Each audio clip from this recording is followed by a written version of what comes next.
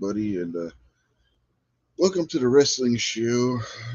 Feeling a little bit better. Sorry we didn't get the pay per view watch along earlier, but we'll talk about what happened tonight. Out of the crew, I'm the only one that's watched it, so you know, I'm sure Kingpin has questions about what happened since he's a working stiff and wasn't able to be there to watch it anyway. So, speaking of, with us here on the panel is Kingpin. How are you tonight? Doing well. And for anybody who watches then, now, between, ever again, this is your one shot. Spoiler alert. Period. You're not Yep. getting any more warnings. Is it a spoiler if the show ended 2 hours ago? Well, I mean, some people might have had to work today and are going to Yeah, watch that's true. a rerun. Well, if you get a chance, I recommend it. It was a really good pay per view. So, where do you want to start? Well, that's what I was going to ask you. Do you want to start with Forbidden Door? Do you want to start with the TV shows throughout the week? Or do you just want to get right into Money in the Bank and then talk about the other stuff later? Well, we can talk about the other stuff later since I did title the show the Money in the Bank results show. All right, we'll just start from the first match and walk us through it. They started with the men's Money in the Bank match. Right on. Everybody made their entrance. You can see who the crowd was rooting for. I'm sure you can guess who the crowd was rooting for. LA Knight. Oh, the crowd went nuts when he came out. That's the one thing you didn't see it about SmackDown. It was the crowd was more on for LA Knight during SmackDown than they are for Seth Rollins Yeah. by It, far. interesting you brought up Seth Rollins. The guy that seemed to get the second biggest pop in his entrance was Shinsuke. The crowd Yeah, went nuts singing his song when he came out. yeah. That and his entrance. The I've come to like the dance thing that he does. And I've come to kind of like the weird, oddball, crazy character. Uh, Mm. but yeah, people really enjoy when his music hits. Oh yeah, he's got great music, man. I used it in the one wrestling game for my entrance music for Yeah. my created wrestler. I mean, I love his music. Yeah, last night the whole crowd and they came out and Logan Paul was talking trash, so LA Knight came out to talk trash in the mic, which is then kind of dumb because they had their whole all the men fighting and stuff like they did 3 times already. Mm. But LA Knight was killing it on the mic, and he was like, he did his, and all the people say, and literally all the people at the top of their lungs did LA Knight, yeah. I mean, he was completely getting over. Uh-huh. But you brought up the whole Logan Paul, man. He came out. I don't know. Honestly, I think he got more louder boos than what Dominic Mysterio did on the pay per view, which is crazy to think about because you know how everybody just hates Dominic. Well, and see the thing about that too. I think barbecue brought it up when we were talking about that a while ago. Whether it's real heat or whether it's a part of the show, and it seems like they're booing Dominic as a part of the show. Like it's become a thing. Oh And it's yeah, fun to do. I think when they're booing Logan Paul, they just don't like him. yeah. Oh, it was funny.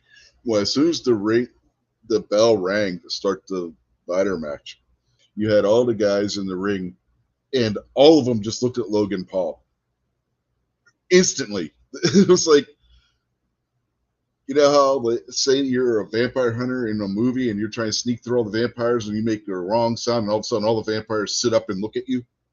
It was that kind of moment.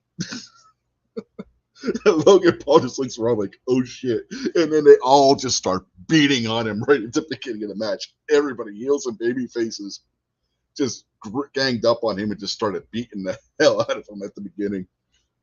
Was he able to put on a decent show, or did they just stomp him out into Oh no, non-existence? he did do the usual Logan Paul stuff.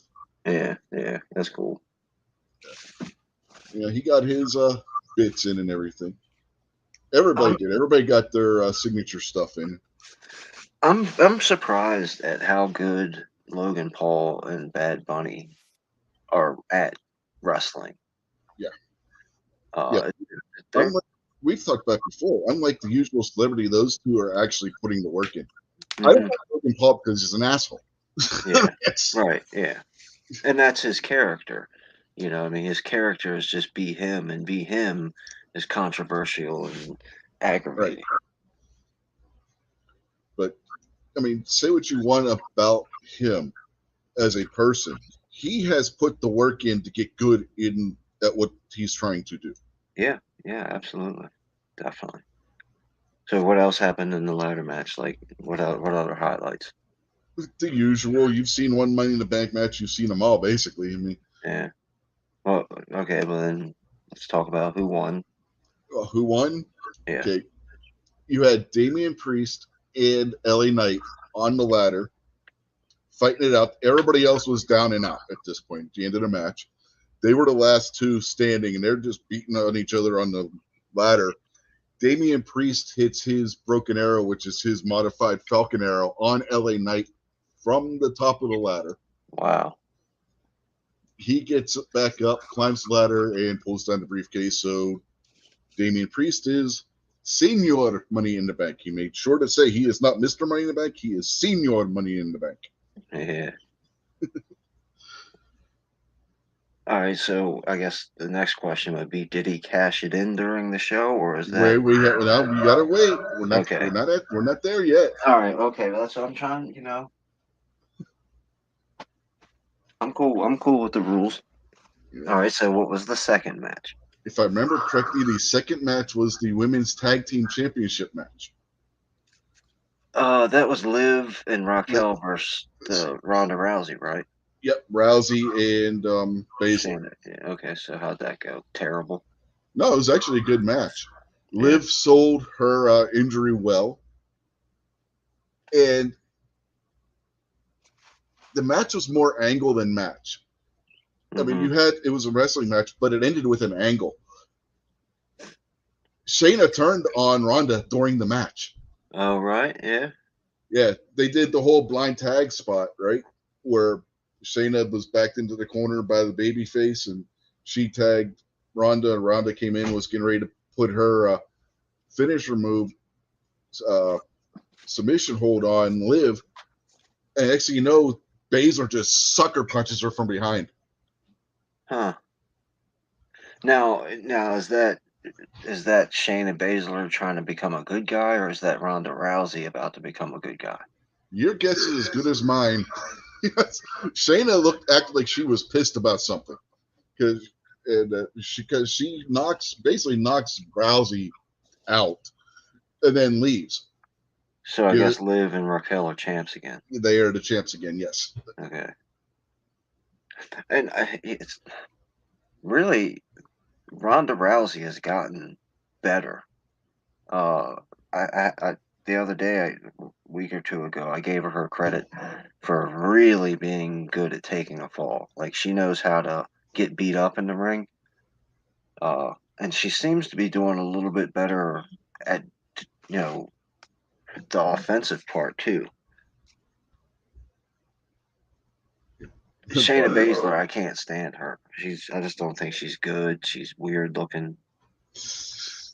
we got barbecue out there in the chat. He's like, the WWE misspelled senior? Rich pronounced it as if it was spelled, and like I had an I instead of an. No, that's the way Damian Priest pronounced it. So I pronounced it like he pronounced it.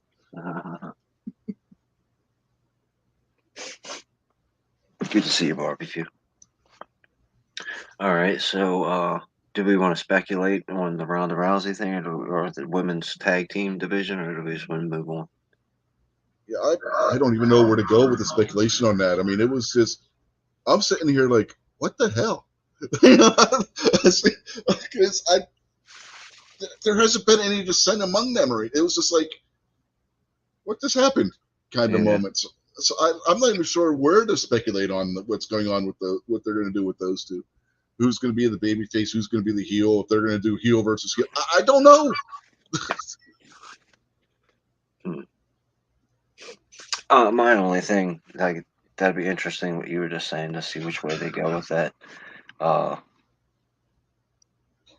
I kind of think that the really only answer that they have is either they're going to have to get damage control to start being buddy buddy again and stop the internal feud thing that's going on there, Hmm. or they're going to have to really promote Isla Dawn and the Fire Girl, the new tag team girls.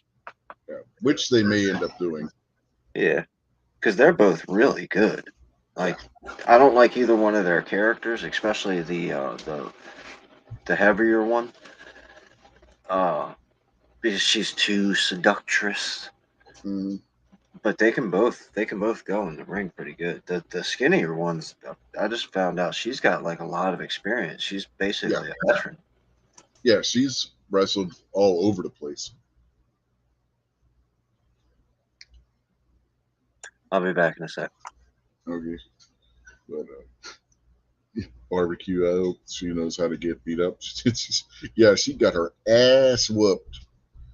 Which makes it even funnier that she still calls herself the baddest woman on the planet after her last two UFC fights, which totally got her ass kicked.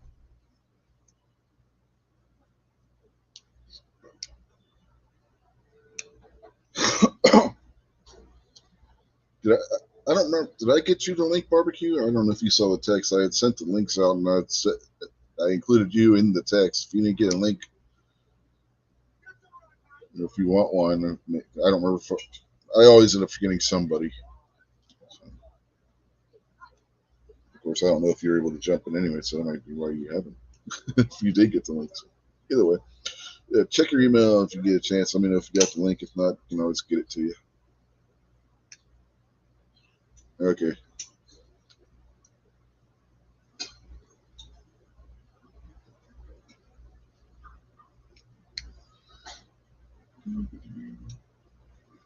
I don't want to say anything about what happened until he gets back.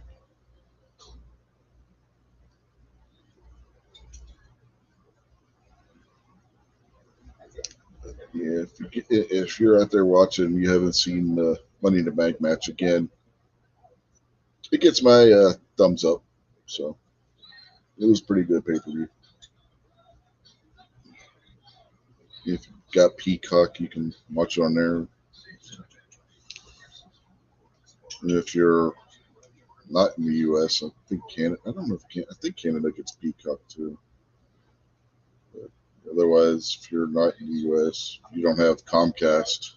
You have to pay for Peacock. But, yeah. Okay, you back?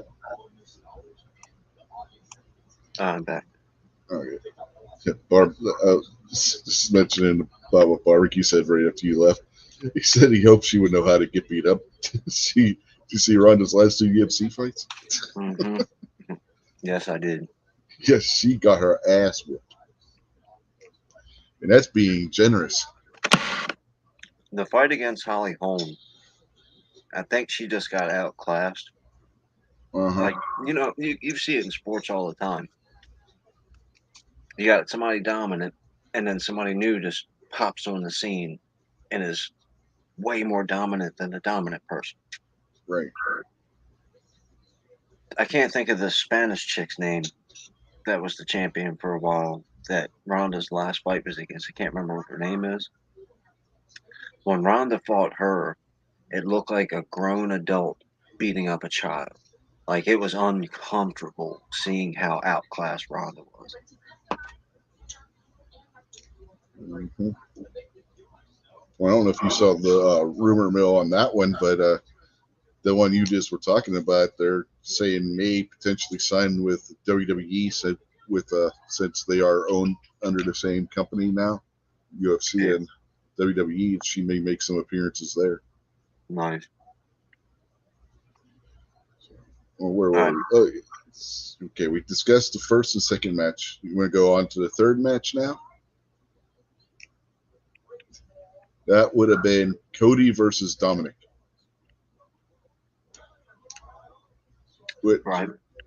Dominic played the cowardly heel really good in that match. He would get a shot in on Cody and then run away. And Cody, almost the whole match was Cody just trying to catch Dominic. Was it overdone though? No, it was done well. Yeah. I guess Cody won. Yeah, Cody ended up winning. the first half of the match was Dom trying to get away from Cody. And at one point, Cody got pissed off and he tears the cast off, and then Dominic's eyes get like all cartoon big because he realizes, oh shit, he's not hurt. Mm, And of course, Rhea kept getting in the way and trying to get Cody to hit her and everything. You know, the usual stick with her. yeah. Eventually, like Cody was getting ready to deck her, but yeah, Cody ended up winning. 2 weeks ago on Monday Night Raw, I forgot to mention it. They showed Cody Rhodes like 3 times that episode. One of the times he was backstage and he was all hyped up. He didn't have his cast on. I was looking, I was like, wait a second. So I hit the rewind on the TV and I paused it and I was like, yeah, he doesn't have his cast on now. His arm is all broken up and terrible, but for this Mm-hmm. promo he forgot to put his cast on. Yeah, it wasn't really a cast. It was more of a brace anyway. You can tell by looking at it. They kept calling it a cast, but it wasn't a true cast. But yeah, Cody hit him with Crossroads, and that was the end of that at the end. But for the storytelling that they were doing in that, it fit right in. It wasn't bad for what it was. I was waiting at the end for Lesnar to come out and attack Cody, but that never happened. So, Yeah, that's what I was gonna say. Did he say anything about Brock Lesnar? no.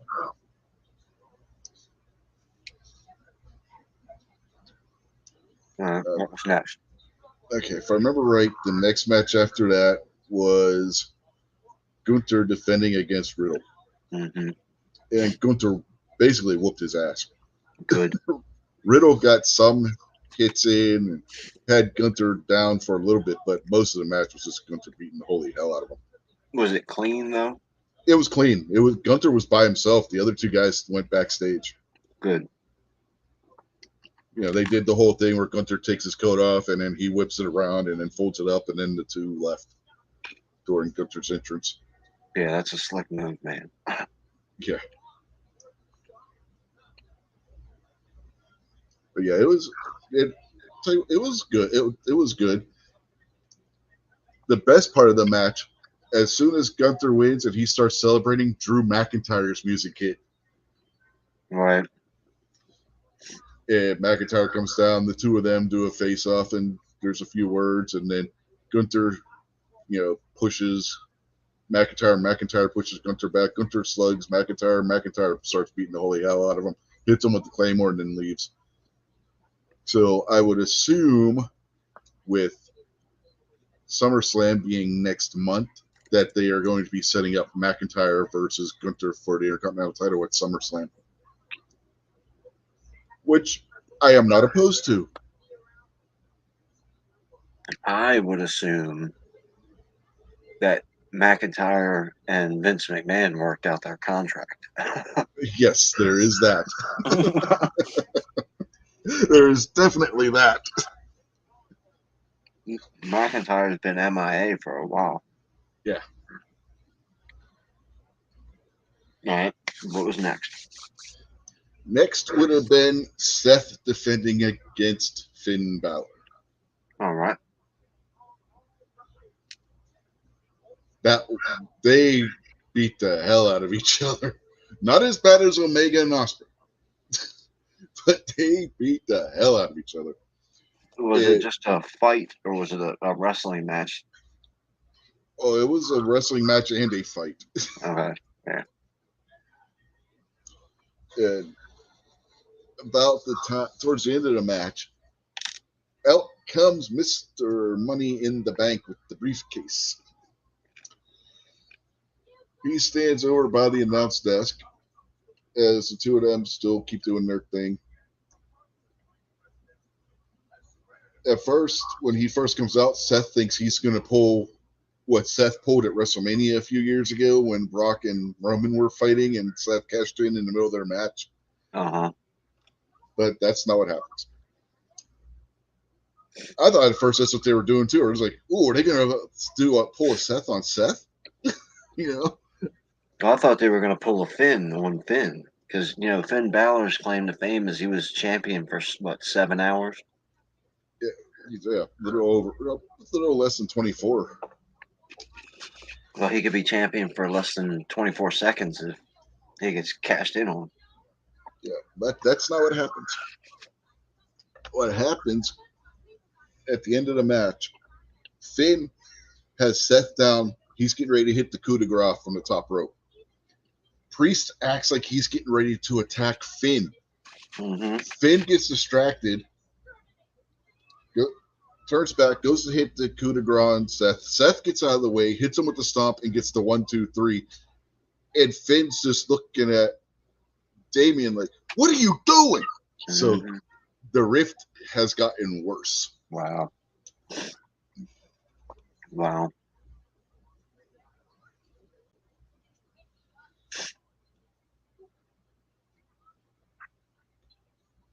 I like that a little bit better. I like Finn Balor as the character. Like I enjoy watching him. Uh, and I could support him being a champion or a main, like it's a star if you want to put it that way, Mm-hmm. like a main character. I didn't feel good about him getting the 24-second title. Like I No, really felt like it would have been a real screw job if he beat Seth and then Damien cashed in on him 10 seconds later. yeah. If they were going to do the cash in on the same night, I think it would have been better if they'd have had LA Knight win and then cashed it on Roman, Yeah. because that would have got one hell of a pop to end the show from the Oh crowd. yeah.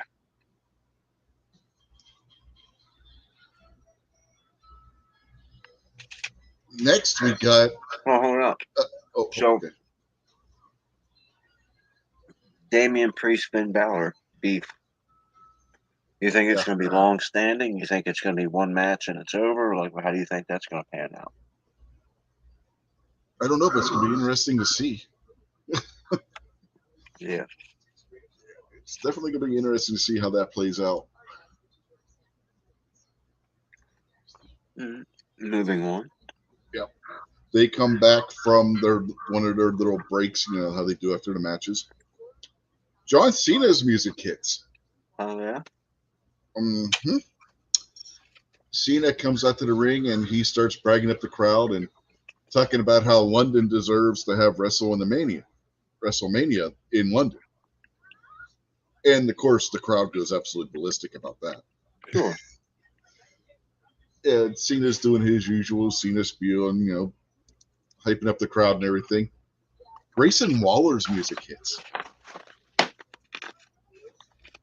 Grayson Waller versus John Cena. It wasn't a match. Well, I mean, is it going to be? It may. It was the two of them just jawing at each other. And then, of course, Cena turns his back and Waller hits him. And at the end, Cena hits the AA and then leaves. But yeah, it looks like they could be gearing up for a Grayson Waller versus John Cena match, a la John Cena versus Theory at WrestleMania this year. Only this time it would obviously be at SummerSlam. Yeah, and I think John Cena is going to win. Have you seen a match with Grayson Waller on the main character or the main card yet? No, but if Cena's on his way out, he could be trying to put the younger guys over, and he very well could end up losing. Right, but Grayson Waller hasn't had one match. I'm well aware of that fact. So why would they, to get him over, why would they let him beat a legend in his one and only match on a pay-per-view? WWE's done this before. There was a guy years ago, went by the name Fandango. He came into the WWE, kept coming up with loopholes about how to get out of his matches. And basically, the main thing was, and he wasn't going to go out to the ring and actually do the match until somebody pronounced his name proper. All right. So His first match was against Chris Jericho at WrestleMania, and he won. So don't put it beyond WWE to do it. Yeah. And I like Grayson Waller. I don't really like the Grayson Waller effect. And I think that they do a little bit like him versus Shawn Michaels Mm-hmm. got a little bit overdone. Like he was a little too spoiled brat, and you just wanted Shawn Michaels to put him over his knee. Mm-hmm. So I don't want too much of that. The Grayson Waller effect, the TV, the little sideshow thing's dumb. Yeah. Well, they do Uh, that with a lot of people. but I mean, he's a good wrestler. yeah, and he's decent on the mic too. Sure, yeah, yeah. That's what I Yeah, mean. You got to limit him. yeah, You can't let him be the whiny, cryy baby. He's just yeah. got to be the arrogant jerk. Like when he Right. starts whining and crying about not being treated fair and all this other kind of crap, that gets old. Mm-hmm. And what's fun, when you brought up the Grayson Waller effect, you ever pay attention to how they got that little thing going across the bottom of the screen, like they're putting up the tweets from people and stuff? Yeah, Pay attention to that. There's some of the wrestlers' real names that are embedded in there. yeah. I've looked at it here and there, but I've just never paid much attention to it Yeah, because I get turned off by the show, so I stop looking. yeah. One of the ones that they put up here is Stu Bennett. Stu Bennett is Wade Barrett's real name. Right The guy on. that's on commentary with Michael Cole. Yeah, So, yeah, that's a little Easter egg in there. They actually have some of the wrestlers' real names that they're using as the fake people in the little scroll at the bottom. I thought that was funny when I saw that. all right, so what match was that? We just talked about McIntyre and Drew McIntyre and Gunther. No, we had just talked about Mm, mm-hmm. Seth and Finn, and then the Cena segment. So then Yeah, that yeah, brings us to the women's Money in the Bank match, which they went all out too. The women went crazy in that match. yeah. I Uh, mean, it's still gonna go down. That one year, whatever, what 2 years ago or last year, the Money in the Bank ladder match was. You're gonna be hard for any era of wrestling when you start arguing best match ever. mhm. Those girls were like making me worried that they were gonna die. Yeah, they did some crazy stuff in this one. You had look at the women that were in the match, right? Yeah, The only one that really didn't do anything super phenomenally insane was Trish Stratus for obvious reasons. yeah. So how did that Matt? How did you just want to talk about like? Tell me about it. Like, Okay, we'll go. There was so much going on in that match, people flying everywhere. To give you the whole rundown, we'd be here for a half hour just trying to go through what all happened. So, yeah, no, just basically tell me the drama and then who won. okay, I'll set up how it fit. I'll set you up with the finish. Okay, you had Becky and um, Bailey outside the ring. This was earlier in the match. This sets up towards the end too. Bailey pulls out a pair of handcuffs after she gets Becky down. Is they're gonna even Jason. Yep. Tell us about the match. Yeah, So Bailey gets out the handcuffs. She gets one on um, Becky's arm, and it's like she's gonna, the bit where they handcuff somebody to the turnbuckle so they couldn't so they can't do anything in the match or stop somebody from getting beat on or that kind of thing. They were going to pull that angle, but Becky gets free, so she's got one handcuff on her arm, on her, I believe it was her left arm, for the rest of the match after that. So fast forward to right before the end of the match, Becky and Bailey are fighting on the ladder. Oh, before this happens, I want to. EO was climbing the ladder before this happens, and the ladder gets knocked over. Bailey's the one to knock the ladder over. So that's an important aspect too to keep in mind for what happens. So anyway, you got Becky and Bailey fighting on the ladder. Bailey is trying to handcuff Becky to the ladder so that she can't climb it. Io comes over, acts like she's going to help Bailey handcuff Becky to the ladder.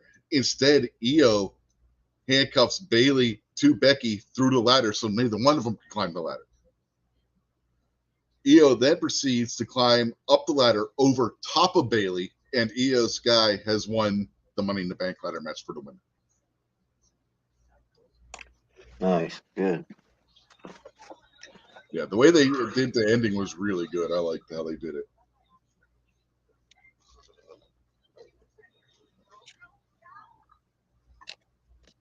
So Did she threaten any of the females, or she just cheer and leave the ring? yeah, basically they just did the where she was celebrating at the top of the ladder and everything, and then it cut to the break from there. How did Trish do? Not that bad. You could tell she had never been in a ladder match before. Well, yeah, it's pretty far along in her career to be starting to. Yeah, but her and Zoe Stark worked well together. Yeah. They played the whole thing where Zoe was in the match to help Trish win. Well, and that's the setup to Zoe turning on Trish too, Right. which will help Eventually. Zoe because she's a good wrestler, but her character is Mm-hmm. really kind of dull. It's not exactly dumb; it's just dull. Yeah. And she could use either a real hard heel boost, which I think she's getting from Trish now, but I think the babyface bump when she turns on Trish is going to help her out.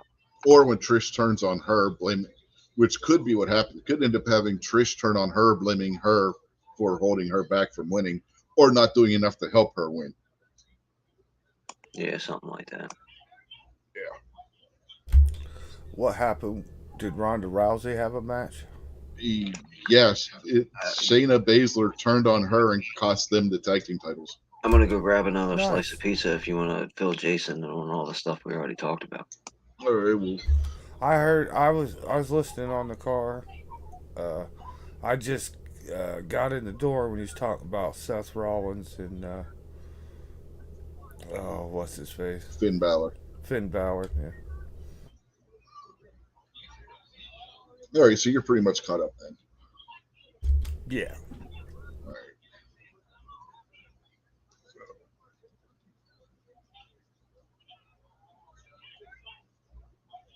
So, what do you think about McIntyre versus Gunter for SummerSlam, Jason? That'd be a pretty good match, man. Mm-hmm. That'd be a real good match, actually. Oh yeah, two of them are going to tear into each other. Them guys got out it before. Hmm? Well, didn't we see them in like a Triple threat with Sheamus. triple? Yeah, not too long ago. Yeah. That was at WrestleMania, wasn't it? Yeah, you're right. It's with Sheamus. I remember that. Yeah. Pretty sure. I remember that was WrestleMania. And then after that's when McIntyre disappeared for a while.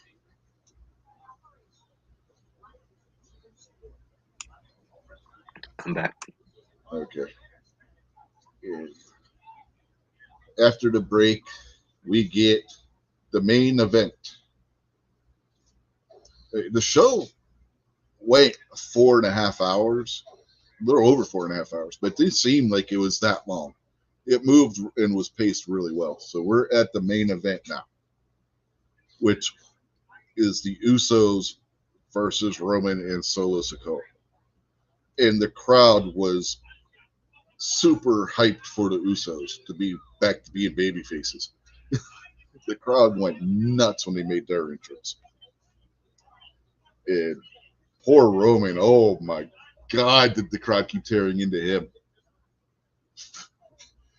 The chants at one point were alternating between Roman's a wanker and fuck you, Roman. And at one point, Roman's on the edge of the ring, and the crowd starts chanting, "Stand up if you hate Roman. Stand up if you hate Roman. So Roman sits down on the edge of the ring and starts talking to Heyman. So then the crowd starts, sit down if you hate Roman. You can see it was Roman was like really getting seriously starting to get irritated with this crowd. It was funny as hell. See, that's one of the things that's weird about Roman Reigns and the fans. Because when SmackDown, when he came out, they were booing him and all that kind of stuff. And Roman sucks. But when he did the London Acknowledge Me, the crowd exploded and put up the ones and did the whoo. But a millisecond after that, they went right back to booing him and screw you, Roman, we hate you. Yeah. At one point, Roman said, "Shut the fuck up! I'm tired of you people." Yeah, well, that's kind of what he does, man. Whenever he's gave you a little beat down and he's kind of just killing time, catching his breath, he's always got something to say to somebody in the crowd. You know what I mean? He's Mhm. always, every match, he's out there hollering at somebody in the crowd about something we don't even know about. But the interaction with Roman in the crowd was hilarious, but in a good way. Roman was really healing it up and everything when his responses to the crowd. It wasn't like it was bothering him, but you could tell character wise it was bothering him. You know what I mean? If that makes sense, to his acting and everything with the crowd and everything was really really good. It was MJF levels of good. You remember the clip I showed you with MJF where he's going off on the crowd? It was that kind of thing. Hey, did he pay for this pay per view too? No, this one was Peacock. I paid for this one. All right, so you said that the match was really good. Like how'd everybody do? Oh, they tore into each other, man. Most of the match, Roman and Solo were getting over on the Usos. It was the typical baby faces getting beat down old school by the heels. Like you would have the Rock and Roll Express getting their asses whooped by, say, the Russians back in the day. And then you'd have Ricky Morton get the hot tag to Robert Gibson, and Robert Gibson would come in and then get a little bit of moves in, and all of a sudden, but the Russians would do something and regain the advantage, and you did and wash, rinse, repeat kind of thing with the babe. It was that kind of a match. So it had a really good old school feel to it. But in the end, right, Roman had gotten Jay down.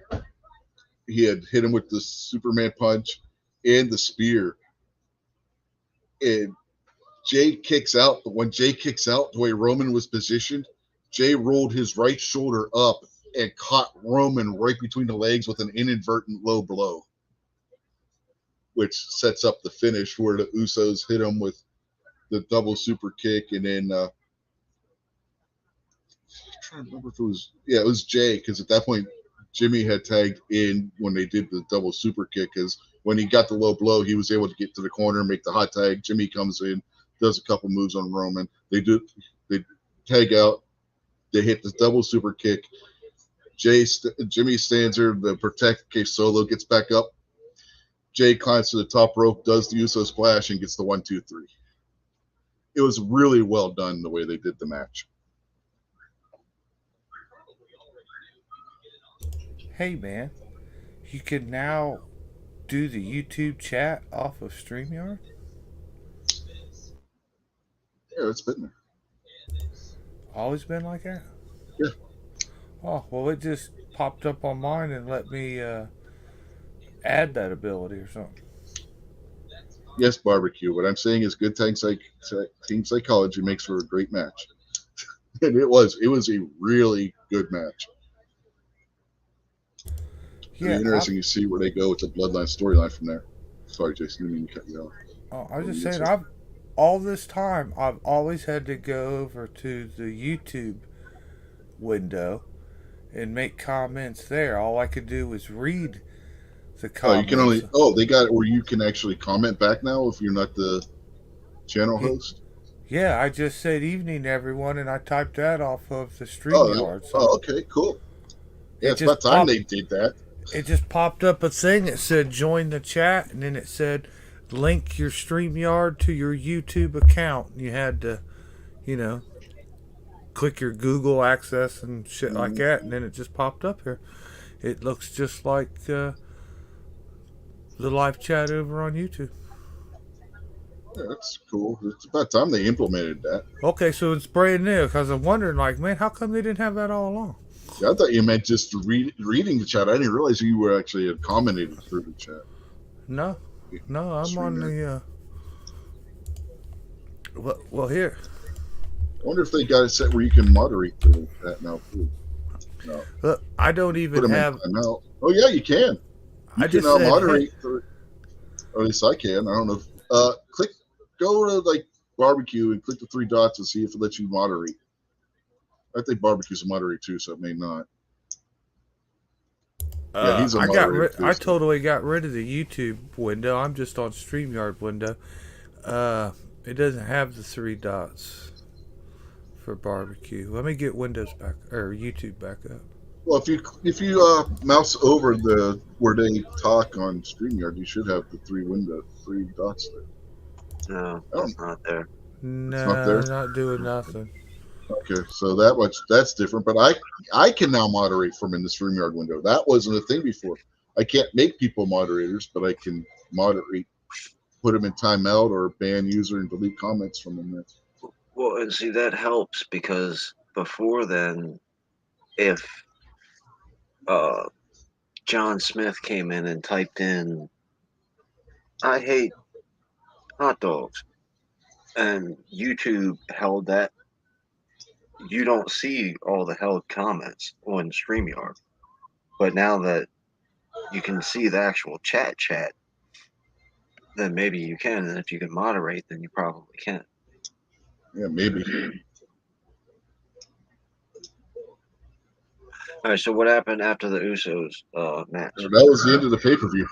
Like nothing. They didn't get on the mic and say anything, or no. No, Like they just were they just cheered. celebrating a little bit. Yeah, and getting the crowd went nuts, obviously. And, yeah, and then it just got away from there to their after pay per view press conference, which I did not watch. So. But I don't know if they apparently they didn't wait too long, but we talked about it for a while. The crowd has been dying to cheer for the Usos. yes, They just want it so bad, and it's showing because every time the Mhm. Usos music comes on, people lose their minds.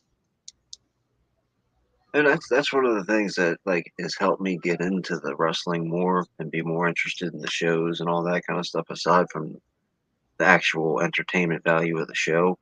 Because I like looking at the crowd and seeing how the crowd reacts and seeing, little kids real happy that their favorite wrestler's out, or like you guys were talking about earlier, the one guy stands up and says, "I'll kick your ass, MJF," and MJF is like, "No, I'll kick your ass," and you're like, "Hey, there's 50,000 people in here, and the heavyweight champion just threatened me." yeah. That reminds me when they were in Baltimore and freaking Lamar Jackson walks in, MCF's like, "I'll kick his ass too." Well, That was I that tell you was what, uh, I think Raw is in Baltimore on Monday. yes, they are. Here's my advice to everybody not from Baltimore. Maryland, you get a little bit outskirts, but if you're not from Baltimore City, don't make fun of Lamar Jackson for the next 5 years, please, because it's not going to turn. They gave him $52 million, and if he doesn't play good and you insult him, you might get shot. Yeah, right. When we went to the National Aquarium with my daughter's class when she was in back in sixth grade, I think it was. I looked over at one of the other parents. I was like, "What do you think will happen if I just all of a sudden yell the Ravens suck. Yeah, you know where the National Aquarium is, Jason. That's right in that's in an eyesight of M&T Stadium. You'd probably be met with some not so pleasant conversation. Uh-huh. But now that we're $52 million deep, it might be a Yeah, little bit yeah. different. But the other guy looks at me and says, "Please don't."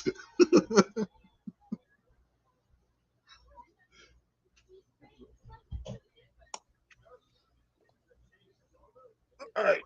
So who's Damian Priest going to cash in the bank? I was probably gonna be Seth at some point. And then whatchamacallit? Who do you think Io is going to cash in on? Probably Asuka if Asuka's still. Or she might cash in and join in on that what's going on now. Or she'll try to cash in and Bailey will get involved and set up a feud with the two of them. And Yeah, so there's a few different ways they can go with it with the EO cash in. yeah, Same with the Damien one too. They can do the same damn thing with both of them since they're on two different shows and one's men's and one's women's. And since they've already been setting up where there were rifts forming in both those stables anyway, it would make sense. Either one would make sense for it to happen. I'd be intrigued to see how this goes with both of the Money in the Bank briefcases.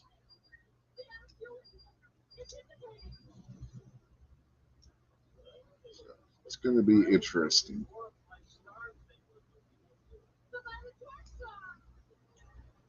What's even more interesting is both the final two guys on the men's side are 40 or older.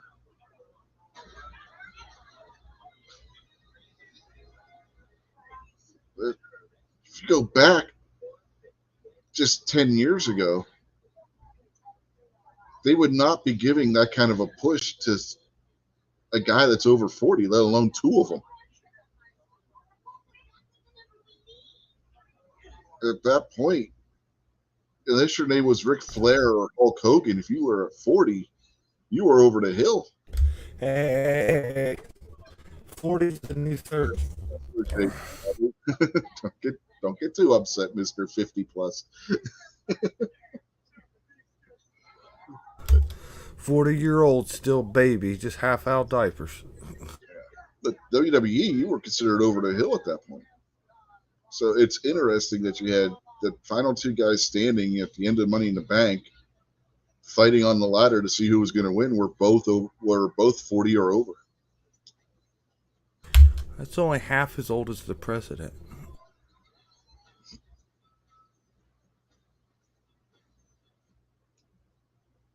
And Barbecue says Boogeyman's a great example.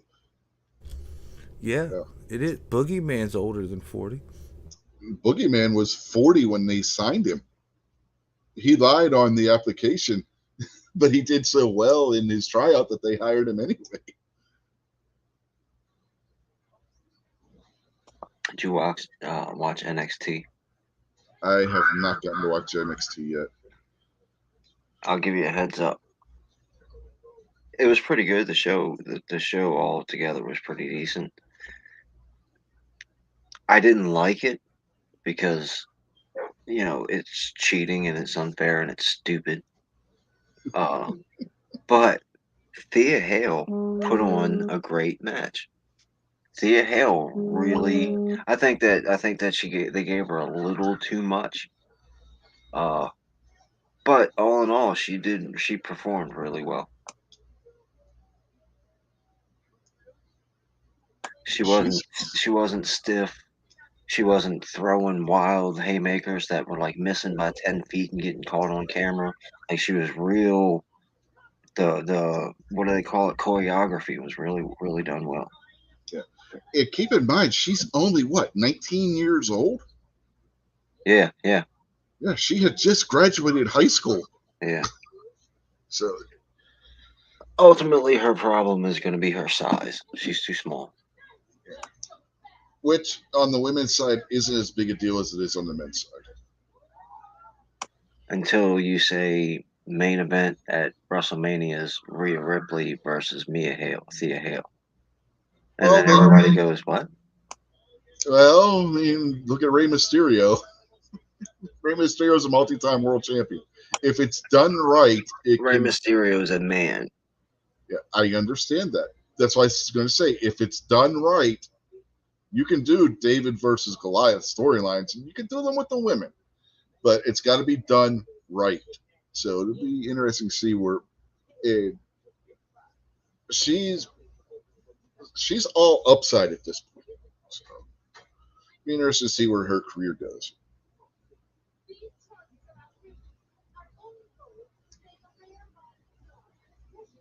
Okay, how epic!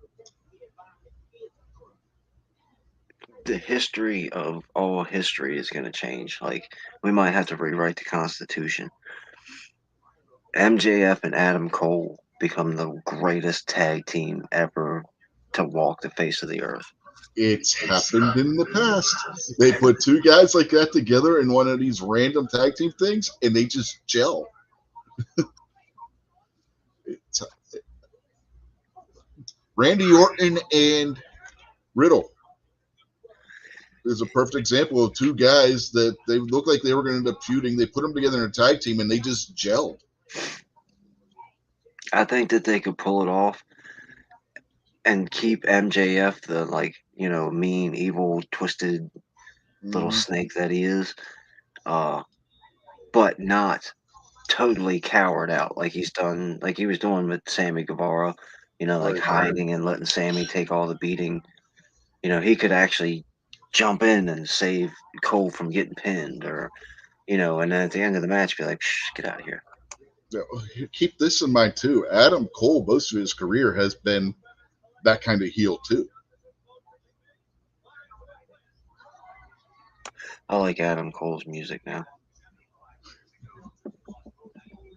It's when it like the actual music to turn it Yeah. like play the video of it isn't bad, but going back to the crowd reaction when that ba ba ba ba ba ba hits, like Uh-huh. it's Adam Cole, and then everybody's like, "Yeah," and then he's got the whole boom thing down, like Right. Adam Cole, baby. Oh yeah, that's been his thing for years. What I didn't realize, I went to go look up the song to see what it was, and he had that song written for him. Like the lyrics are talking about him. Yeah. So The I best thought it part was is I thought it was just a song that he was playing, but no. again, that's his song. Yeah, and That's his the best theme part, music. yeah, the best part is the guy that did that did a version for Tony Schiavone for use as his theme music for his podcast too. Tony Schiavone, baby. Yeah. Yeah. I figured Tony Schiavone's theme music would be Sting. It's Sting. Man, I thought Sting killed himself. At all. Oh yeah. Oh, I thought he killed himself, man. Oh, Did you leave before that match, Jason? Must have. Yeah. yeah. He clearly did not make the distance on that jump. Oh, thank God he only busted the inside of his lip and knocked one of his teeth loose a little bit. It looked a hell of a lot worse when he landed. I did see a wrestling clip. Jericho beat the hell out of Orange Cassidy. Beat him with a bag of oranges and a baseball bat. That was old. Oh, was that a long time ago? Yeah, that Damn. was a while ago. I was afraid of that. Orange Cassidy won the feud, by the way, Jason. I was hoping that just happened. No, that was a couple of years ago. Christ, Ellis and I were still doing this show when that happened. Oh, that would explain why Jericho had some kind of mask kind of thing going. Okay. Actually, Chris Jericho brought that guy back out. That's his alter ego. It's the Painmaker. Painmaker, yeah. And Saturday or Friday or one of the last TV shows for AEW, him and Sting had a match, and he was the Painmaker. Yep. So he came in with a mask on and like paint on his face. Yeah, it was Sting and Darby versus Jericho and Sammy Guevara. Oh well, it was still enjoyable to me, man. I got to see him get fucking crushed in his head with like 15 pounds of fucking oranges. Mm. Well, speaking of wrestlers over 40, Orange Cassidy falls into that category. I thought he was younger than that. My point exactly. No man over 40 should be caught dead in skinny jeans. Well, he's not wearing skinny jeans. Yeah, he is. Yeah, he is. No, they're not actually jeans. He's not actually wearing. Those are actually his wrestling gear that's made by the seamstress for the company. Right. But the character wants you to believe that he's wearing jeans. Skinny jeans, dude. When have Skinny you jeans. when have you ever seen men's jeans with a drawstring? It doesn't. It does. When have you ever seen? When have you ever seen Ever grown shopped at men Target? walk around with Viking axes and Well, if you're talking about the Viking Raiders, they actually are Viking reenactors when they're not wrestling. So that they actually live that lifestyle. you know they're still acting? No man over 40 should be caught dead wearing skinny jeans, fashion tights, and especially ones with like a fucking rope around his fucking waist. Like, didn't a girl from Gilligan's Island have a rope around her waist for little shorty shorts or something? Well, they all did. Gilligan and Skipper had well, Skipper had a belt. Gilligan was wearing rope for a belt too. Let me Well, I clarify. don't know about fucking Gilligan, but I know Ginger Marianne, one of them bitches, was all like a native with the shit. My point again, no man over 40 should be dressed like a Gilligan's Island bitch wearing skinny fucking jeans. Let me clarify, just in case. Let me translate what and put a fine print and what fine point on what Jason's saying. No male human being of any age should have skinny anything on. Nothing. Skinny. Nothing. Not pretend skinny jeans, not real skinny jeans. Not skinny jeans with drawstrings or button flies. God tell it on the mountain. Jason just doesn't like Orange Cassidy for some reason. He doesn't get what everybody else sees in Orange Cassidy. Dude, I wouldn't like Blue Bonnet either if they were wearing skinny jeans. It's just, come on, man. And I don't know, man. The punk face hair and the beard, the skinny jeans, to putting his hands in his pocket. No, I agree. If I met Orange Cassidy on the street, I would not be cool with that guy. I'd never hang out with him. I don't want to know him. I don't care how funny he. I don't. No, that's not my dude. But Orange Cassidy on the wrestling show is awesome. You know what he reminds me of, man? Seriously. He reminds me of, like, the guy who comes rolling up, locking the brakes up, sliding in on his scooter, but it ain't a fucking scooter, it's a moped. Or the kind of guy that's got his moped or his scooter all decked out like a Harley or something, but it's a fucking moped. I mean, he's just that kind of. I don't know, man. Yeah, see, you totally misunderstand the character. The I character don't. is that he's the slacker that's doing it just to annoy his opponent to get to him psychologically. That is what the character of Orange Cassidy is. The guy is a really good wrestler who freaking acts like a slacker to fuck with his opponent. Mom, Mom, throw that motherfucker out of your basement already, would you?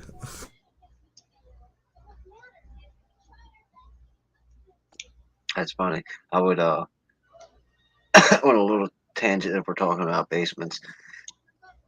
I don't think that like right now they're talking about hypersonic stuff and the effect that hypersonic speed would have on the human body. I'd I'd triple hypersonic speed if Orange Cassidy said move in my basement. I wouldn't even turn. I wouldn't even tell you guys I was leaving. I'd just walk it up and be gone. And you'd be like, Kingpin, what'd you think about that other thing? And I'd be like, I don't know, you guys. I live in Orange Cassidy's basement now. Shit, he probably lives in a freaking mansion, That's what I'm saying. His basement's probably the size of a city block. right? Well, he's not Al Gore. He doesn't have Al Gore money. Come on. Remember when they showed Al Gore's electric bill a few years ago, and he was using as much electricity as a New York City block? Shit, What was they Al Gore built doing in his basement?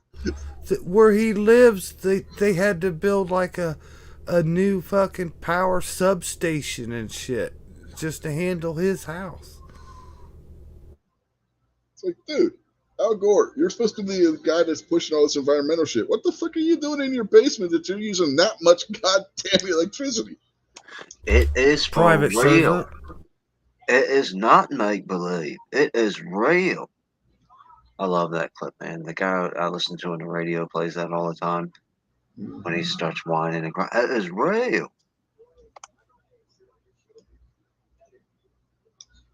I'm super cereal. Super When strong. South Park was making fun of him with a man bear pig. Super strong Sandy. Super cereal, guys. Man bear pig is real. Come on. And he dresses up as man bear pig. Did you see the Gunther Sami Zayn match? Yep. Clearly not as good as the Kevin Owens match. No. I don't. Sami Zayn's the guy that I don't understand why the crowd likes. Like, I did don't he? get Yeah, Sami yeah, Zayn me either. too. I get like the sympathy because I felt bad for him when he was simping for Roman Reigns. But then I was like, wait a minute, why do I feel bad for this guy? He's simping for Roman Reigns. He's not even like trying to be cool. He's acting like a little puppy dog, and that's not cool. Yeah, And then when he Sami, turned, go ahead. I was gonna say Sami Zayn looks like they were walking down. Hunter was walking down the street one day, saw a random homeless guy. He's like, "Hey, you want a job?" Yeah. The homeless guy was Sami Zayn. He looks like a homeless guy on the street. It's like I don't get it. He is quite athletic for his physical appearance. Like he doesn't look like he's in very good shape, but he is. He's He pretty is. good for a homeless guy. Yeah, he does. I mean, I don't think he's the greatest wrestler. Uh, a lot of his moves, including the Halua kick, are kind of like eh. All right, here Did you we see go. the other week when he actually won with the Blue Thunder Bomb? I was like, "Holy shit! He won a match with it for once." Are you talking about that power bomb 360 thing he does? Yeah. That's a good move.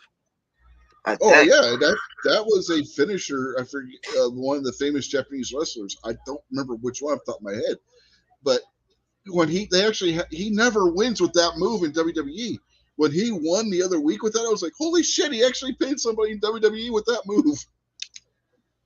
The problem I have, and I'd like your guys' opinion. If you're still out there, barbecue, let us know what you think too, or you could just click the link and get on here. The corner finishing moves, whether it be the stomp or not exactly the spear, but kind of the spear, the Halua kick, the stupid senton flip that people do, and the butt crush. Basically, every move where you got to wait for the bad guy to or the person to get either into the corner or get settled in the middle of the ring, and you're sitting in the corner going, get up, like picture the Halua kick. And every move like that. Sami Zayn sits in the corner for 5 minutes getting all hyped up. Just go over there and kick him in his mouth and pin him.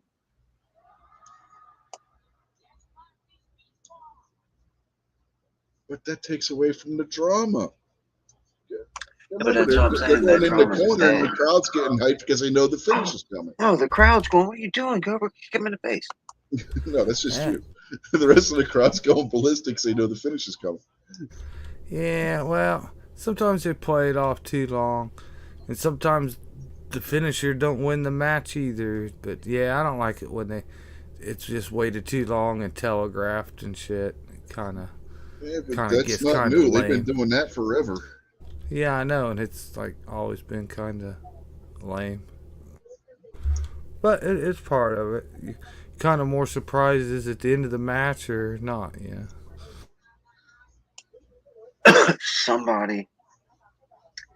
somebody, who was it? Tag on. There was a match this week, and I can't remember if it was WWE. No, it was AEW. Did you see the Keith Lee Viking match, Rich? Oh, the Vikingo, Keith Lee, and Orange Cassidy match. Yeah. Yeah, Did you happen to notice that the only reason Viking is alive is because Keith Lee is he a caught him. bad dude? Yeah, and he caught him. Yeah. Man, all right. Keith Lee, I don't know if you know who he is, Jason. You should look him up because I probably won't get his dimensions right, but he's probably 6'3", Huge. His 400 dimensions are pounds. huge. He's 6'3", 400 pounds. He's a giant Yeah. Yeah, brick wall of a man. he's a former college offensive lineman or defensive lineman. He was a defensive tackle, if I remember correctly. Big Viking, guy. He's just All huge. right, I got you. I got you. the Viking guy is a little Mexican guy. He's stock. He's sick. He hits the gym, but he's kind of short and he's not very big. He's out. He's inside the ring. Keith Lee's outside the ring. The Viking guy goes to jump over the top rope and do the flip and land on somebody. Well, he flipped too soon, or Keith Lee was too far away. But they were on the same team, so I guess he was supposed to catch it. Something, whatever. He Somebody when was he out of position. Somebody was out of position that he was supposed to hit, is what it looked like. Keith Lee notices it, gets in the way, and catches him at the last minute. this dude's head was 2 inches away from pile driving himself over the top rope, head first into the concrete floor. Yep. And Keith Lee just grabbed him by his ankles as he went by. Uh And huh. dude, and just like that Claudio guy, that there's clips on the internet of Claudio doing that 3 or 4 times. But it was crazy because I looked and you could see Viking's head was maybe 3 or 4 inches away from pile driving himself right on the floor. Wow, that's crazy. Yeah. If Keith Lee wouldn't have just reached out and grabbed him, he would have been in serious trouble.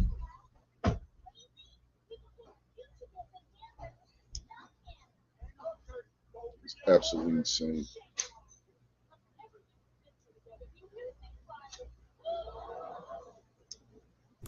Who was the guy? What was the match? Was this?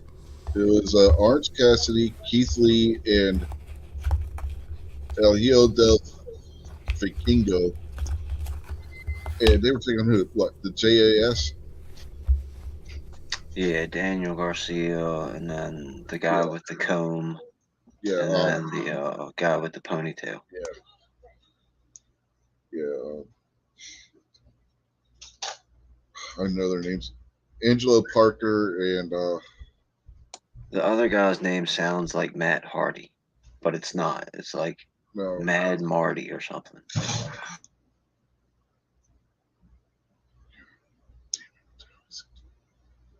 I always forget his name. Damn it, Matt Menard. Yeah, that's it.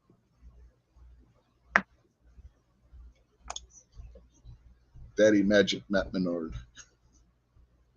But yeah, Really weird. if you're flipping through the internet and you think about it, write down like look up Claudio Castillo, uh, saves Yes. wrestler, type in something like that, and you'll see that there's clips of the guys doing the flip over the top rope.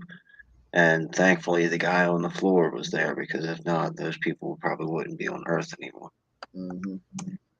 Yeah, Claudio's really good for that. The dude is just like superhumanly strong. And it don't hurt that he's tall too.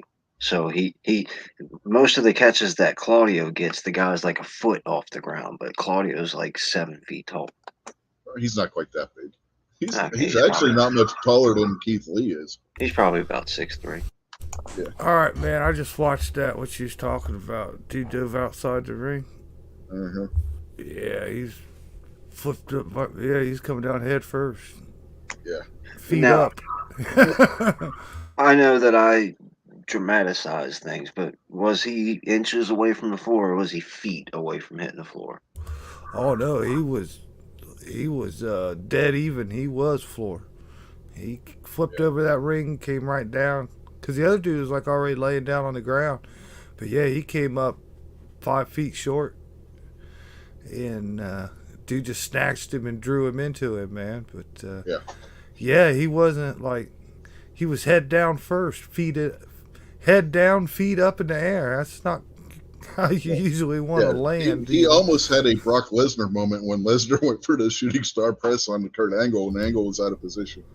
I take it for granted he wanted to do a flip and like just land on top of the dude, but he got like 3/4 of the flip in like 3/4 of the distance, and he was short both ways on that one. If you watched the one we were talking about earlier with Sting, where he misses, it's the same kind of thing. They had set up tables, and who was it? Sammy that was on the table? Yeah, I believe it was Sammy Guevara was on the table. Yeah. Sting went to do a dive from a ladder inside the ring on the Sammy Guevara, and the table was too far away, and Sting went and tried it anyway. Yeah, not the smartest idea. I thought he had injured his ribs or something because of the way he.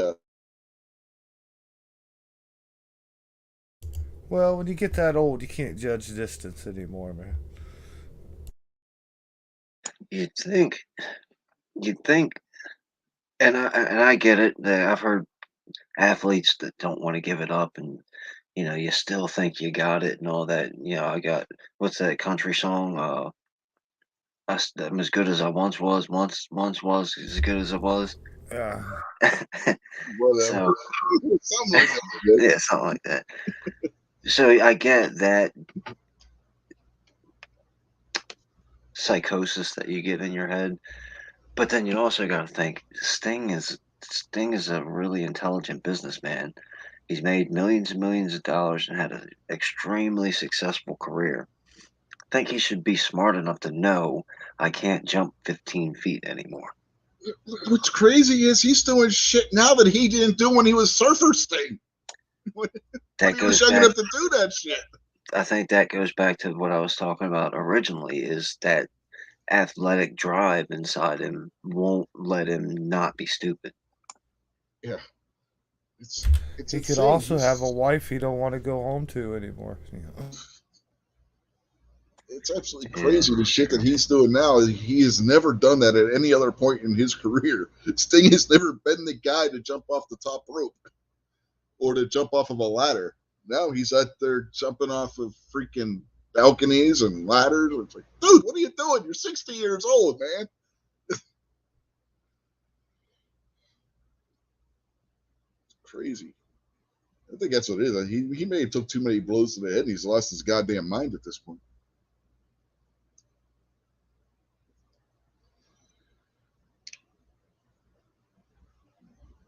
He's suffering from Terry Funk syndrome. That's what it is. The older Terry Funk got, the crazier the shit he did in the ring. You don't believe me? Look up some of Terry Funk's matches when he was in ECW, the original ECW. The crazy shit that he was doing. They say he was pretty mean outside of the ring too. Who, Funk? Yeah. He was actually supposed to be a really nice guy outside the ring. Oh, He was I just, just watched some shorts a little bit ago. He had some feuds with some dudes. He's oh yeah, actually all really wrestlers scared in do. real life that, man, he might take a pistol and shoot me. He might really beat me up. Yeah, Or yeah. If he was mad at you, that's one thing. But otherwise, he was supposed to be a fairly good guy. I mean, it's just. But there's a lot of guys, you don't want to piss them off. You know, as long as you don't piss them off, they're the nicest guy in the world. As soon as you piss them off and make them angry, then you're in a world of trouble. All right. Well, how about we mix a little bit of cinema, Hollywood all together? And Terry Funk, if we're talking about him, let's talk about Terry Funk in Roadhouse. What did you guys think of Terry Funk's role in Roadhouse? God, it's been so long Since since he I've was seen so that much movie. bigger, I thought he should have beat Dalton up a little bit better. That's what I But think. I think they gave him a decent amount of lines, and like when it get, oh well, he was giving Dalton some good rib blows when they had him outside at the liquor delivery truck right before Wade showed up. yeah, Terry Funk was giving him some good ones, and I like. You're right. They gave him plenty of scenes in the movie. I thought he did them all pretty good. Just a mean, grumpy, nasty son bitch. That's who he is. I think I agree with you though that they could have made him a little smidge tougher, just a taste tougher.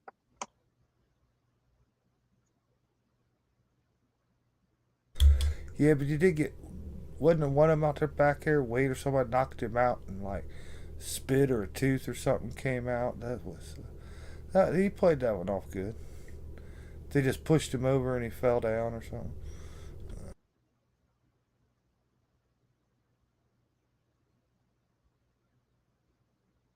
I really can't comment. It's been so long since I've seen that movie. I don't even remember. Yeah, it's been a while, but I watched it like 100 times. Okay, I did not watch it that many times. Dude, we used to be, you know, we lived with the poor people because we was poor too.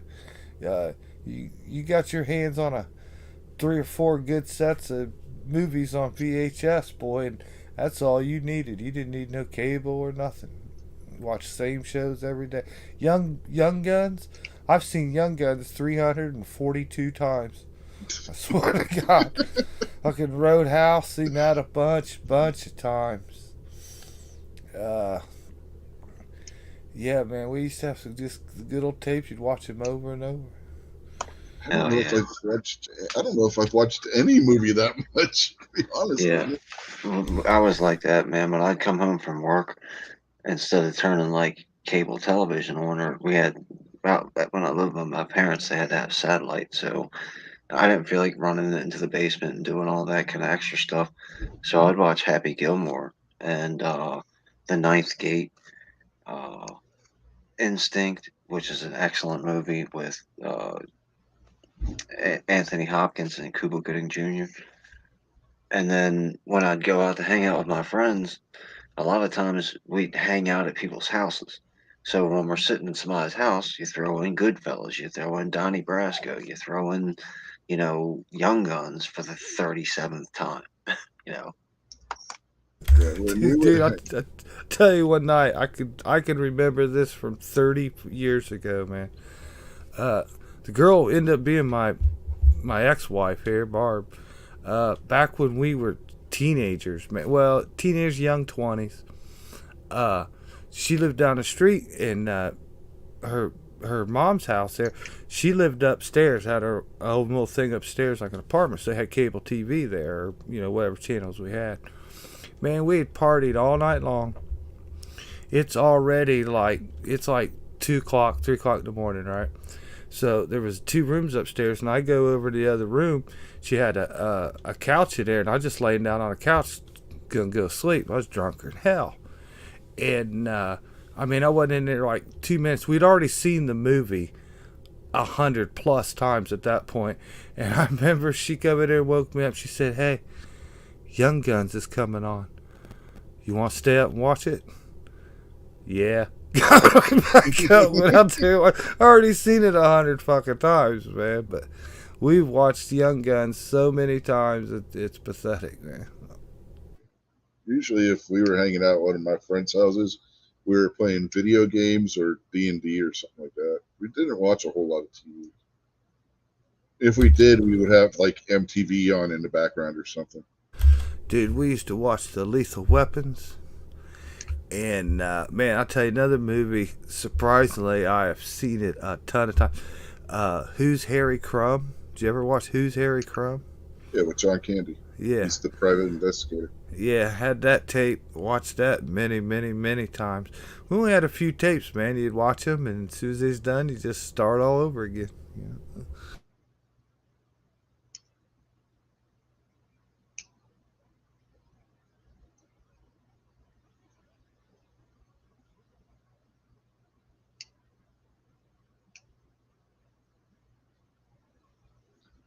One friend, he had the Neo Geo system. He had a lot of health problems, so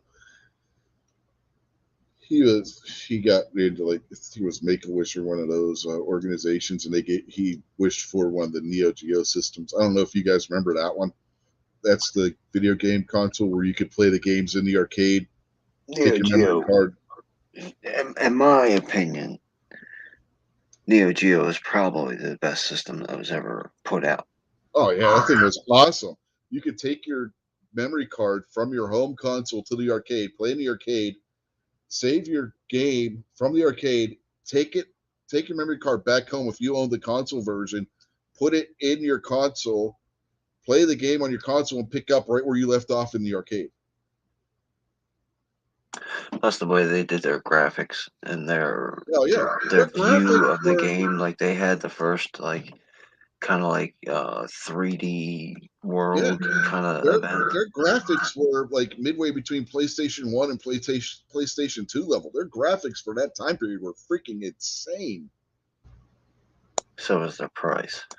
Yeah, yeah, it was like what $1,000 for one of those. Yeah, that was nuts. Yeah, we're talking early '90s, by the way, folks. $1,000 worth a hell of a lot more than it is today. Barbecue said that he would watch a Hot Tub Time Machine over and over again. I've seen it just a handful of times, but I've seen it a few. Pretty funny. I think I've watched Hot Tub Time Machine once. 0. It was pretty funny. I mean, it wasn't one I'm going to sit there and watch over and over and over again. Yeah, it wasn't no Harry Crumb, I'll tell you that. Well, there is no John Candy anymore, Jason. So. Oh, I only watched it for that little bitch, Shawnee Smith or whatever her name was.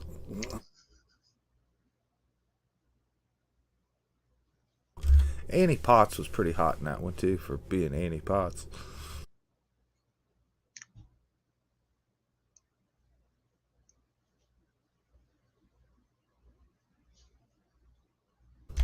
Plenty of good one-liners in that one, man. I loved the movies. In that movie, Armed and Dangerous, that was pretty good too. Yeah, him and Eugene Levy, a young Meg Ryan. Remember when he? Oh yeah, Meg Ryan was a little cutie in that one. Remember when he had to hop? His bike broke down and he's stuck in there's traffic and he runs up that semi truck, opens the door and he says, "Man, you got to get me to the corner, Fifth and Elm Street by noon, or two very poor people are gonna get killed." And that dude looks at him and goes, "Well, climb on in here, Slim. Let's see how fast this son bitch can go." Start using that semi truck, smashing shit out. And he pulled out that gun, and that dude's like, "God damn, Slim, I ain't never seen a handgun that big." And he's like, "It's an '88 Magnum." Which was a reference to another movie. Do you know what movie that was a reference to? You shouldn't hang me on a hook, Johnny. Yeah, My mother hung me on a hook. My grandmother hung me on a hook once. And then he swings the door closed. Swings the door open and they all walk through. It's an '88 Magnum. It shoots through schools. Through schools. Yeah. Quoting movie lines from Farkin Ice Hole.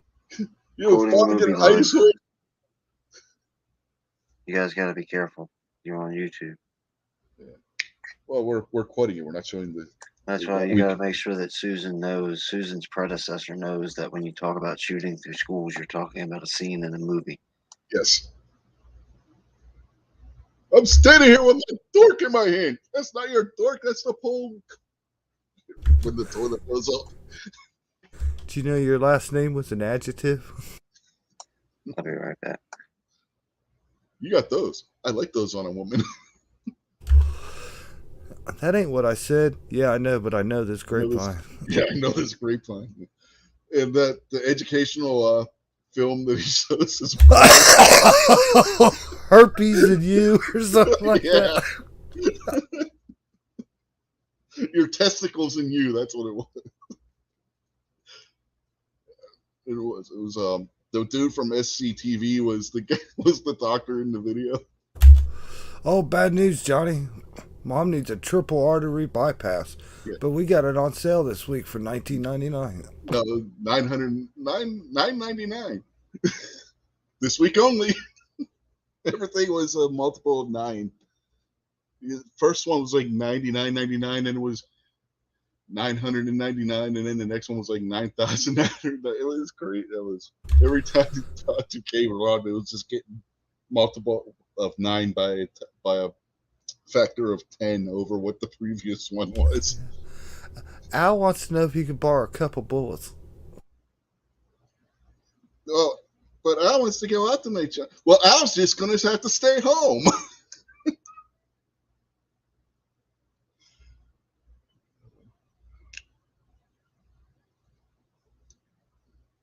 That was a great movie.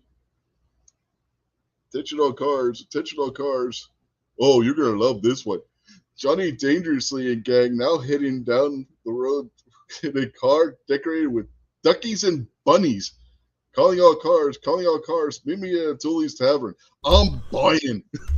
Yeah, they kind of invented the car rap in that show, didn't they, Yeah, man? yeah, yeah. Shelf paper. They shelf papered the car. They just kept pulling off flares every time they identified what car.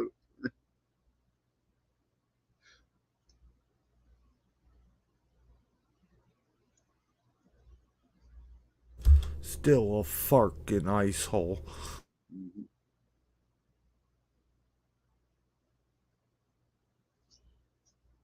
The cigarette case is a cigarette case. Yeah, but this one has a bullet dent in it, and it smells like bubble gum.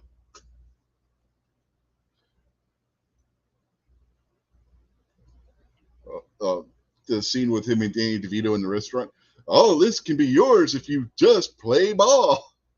It's like a game show where they were showing the different prizes. A micro flame oven cooks a turkey in just under a day.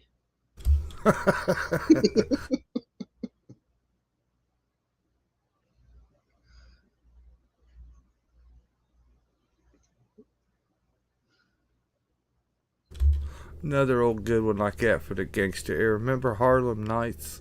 Oh yeah, I loved Harlem Nights. That was funnier than hell. another good one that veins the Sting with Paul Newman and Robert Redford. You ever see that one? That was a good one Yeah. too. That was that same kind of vein as what Harlem Nights was.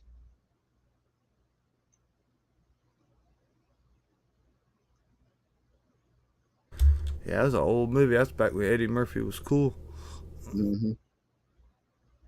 Eddie Murphy, Richard Pryor, Della Reese, Red Fox, and that had a hell of a cast. Don't ever go full animation. You shut up my pinky toe. Slick, now I gotta cut you.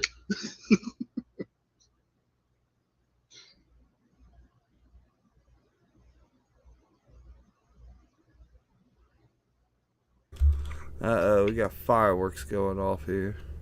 Yeah, somebody was just setting those off here. Yeah, it's gonna make my dog freak out. He ain't much for celebrating freedom.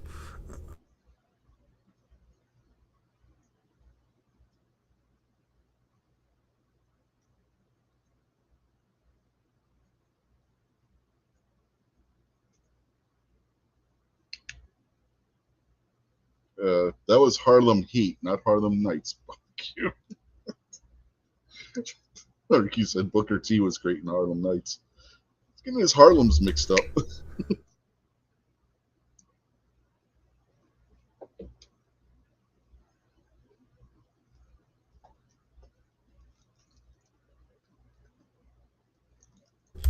Hey man, you ever seen a dog called a Belgian armoire or something like that?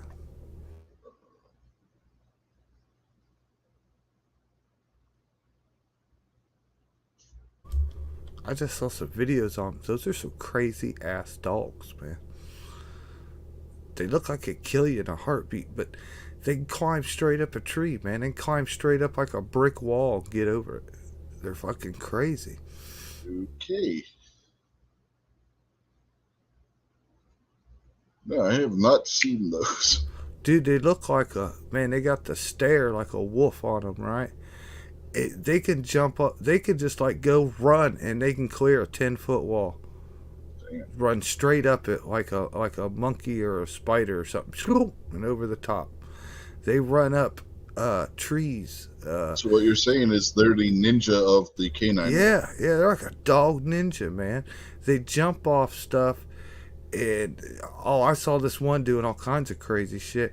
It would like climb a wall up like way farther than you ever could, and then jump off that wall backwards and like grab its dog toy off a hook that was like 20 feet in the air backwards and shit. They're fucking crazy, man. But yeah, they just scale. They showed all kinds of them. They just like you can't fence them in or keep them pinned in. The fuckers will climb a brick wall like it was nothing. Just like run straight over there, up and over, gone. See ya.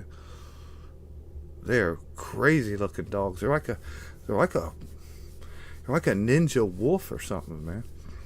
Belgium, more Amoirs or something like that. Who knows? The Europeans got some weird words. But I saw one of the dogs. I was like, ooh, I'd like to have one of them. And now it's like, maybe not. You have to put a roof on your yard, keep it in. You have to move into his doghouse because dogs like that cost $100,000.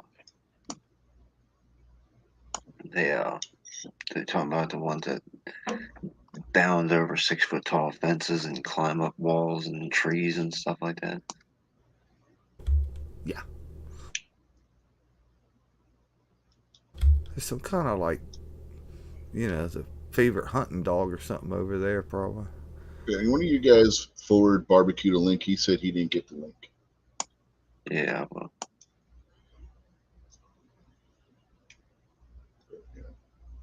Get you know what you do to get how you pay for one of those dogs? You get the dog and you enter it in the American Ninja Warrior competition. you get the dog and teach him where the local bank is at. But that would be illegal. Then the ATF shows up and shoots your dog. Then what are you going to do? With the way that dog moves, I'll take my chances with government aid. Now, if you tell me a civilian, a regular 2A civilian showed up to shoot my dog, then we might have to negotiate because, we've got You know, good. you know darn well the only thing the ATF practice shooting is dogs. So they're going to be damn good at shooting dogs.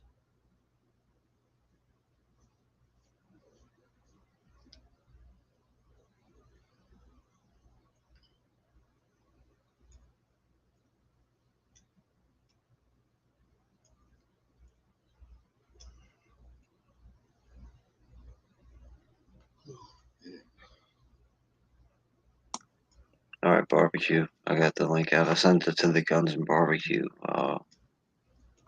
link or whatever you call it. The Guns and Barbecue address.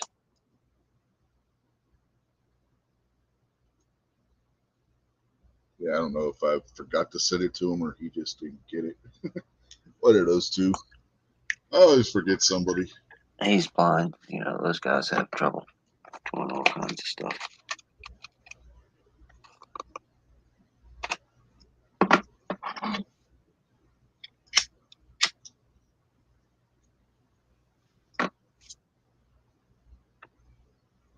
Do you think John Moxley and Eddie Kingston are going to fight, or do you think they're just going to keep I don't know. pecking at each other? Yeah, I don't know. It'll be interesting. Yeah. The whole thing is they're supposed to be friends going back all these years to like PWG and shit. So it's gonna be it's CZW and all that, all those independents they run. So I don't know where they're going with this, to be honest. I mean, the whole thing is Kingston's supposed to be pissed off because Mox is hanging out with Claudio, and Kingston doesn't like Claudio from when they were both in like Ring of Honor and all this other happy horse shit. So, yeah, I'm not sure where they're going with it. Hey, barbecue. The barbecue. How's it going? By the way, the dog that Jason was talking about is a Belgian Malinois. Yeah, it started with an M. Yeah. Say, if it came with a full armoire, I'd be a little worried.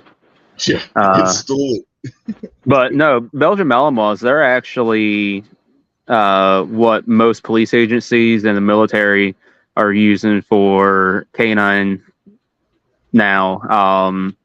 Most agencies aren't using German Shepherds anymore. The Malinois has taken over as the dog for law enforcement and the military. Here, the canine officer that the city police has, he has a Belgian Shepherd. That might just be another name for the Belgian Malinois. It looks like a German Shepherd, but it's not quite. But they look very similar. Yeah. Look very, very similar. I mean, to most people, they would have no idea that this was anything other than a German Shepherd by just looking at it, because I mean that's what people are, familiar with. Oh, it's a police dog, it's a German Shepherd. But nowadays, 9 times out of 10, they're Belgian Malinois, and part of that is just because German Shepherd's genetic pool has become so inbred in a sense. Plus, there's 2 breeding lines. There's the American breeding line, which creates a very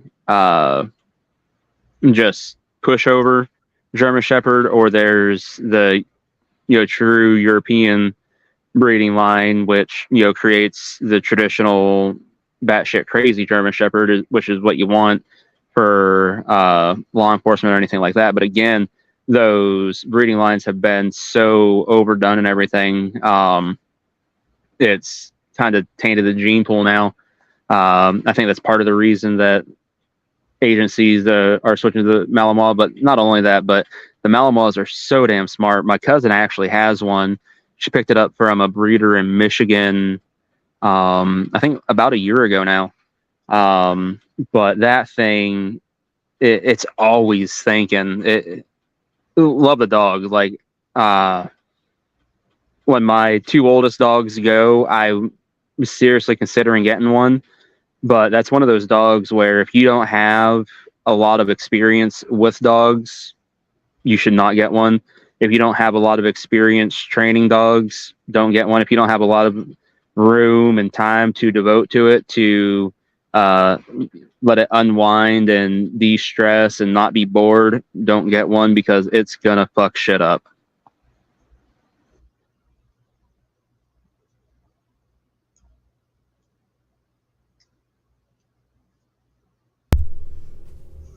See, they're kind of like skinnier and more in shape than a.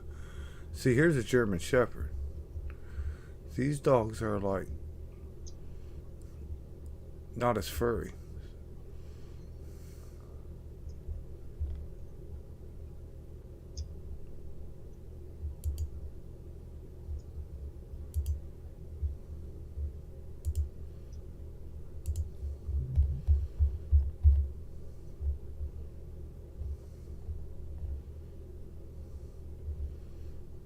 Oh, look at that good old boy. But that's a good old boy right there. Oh.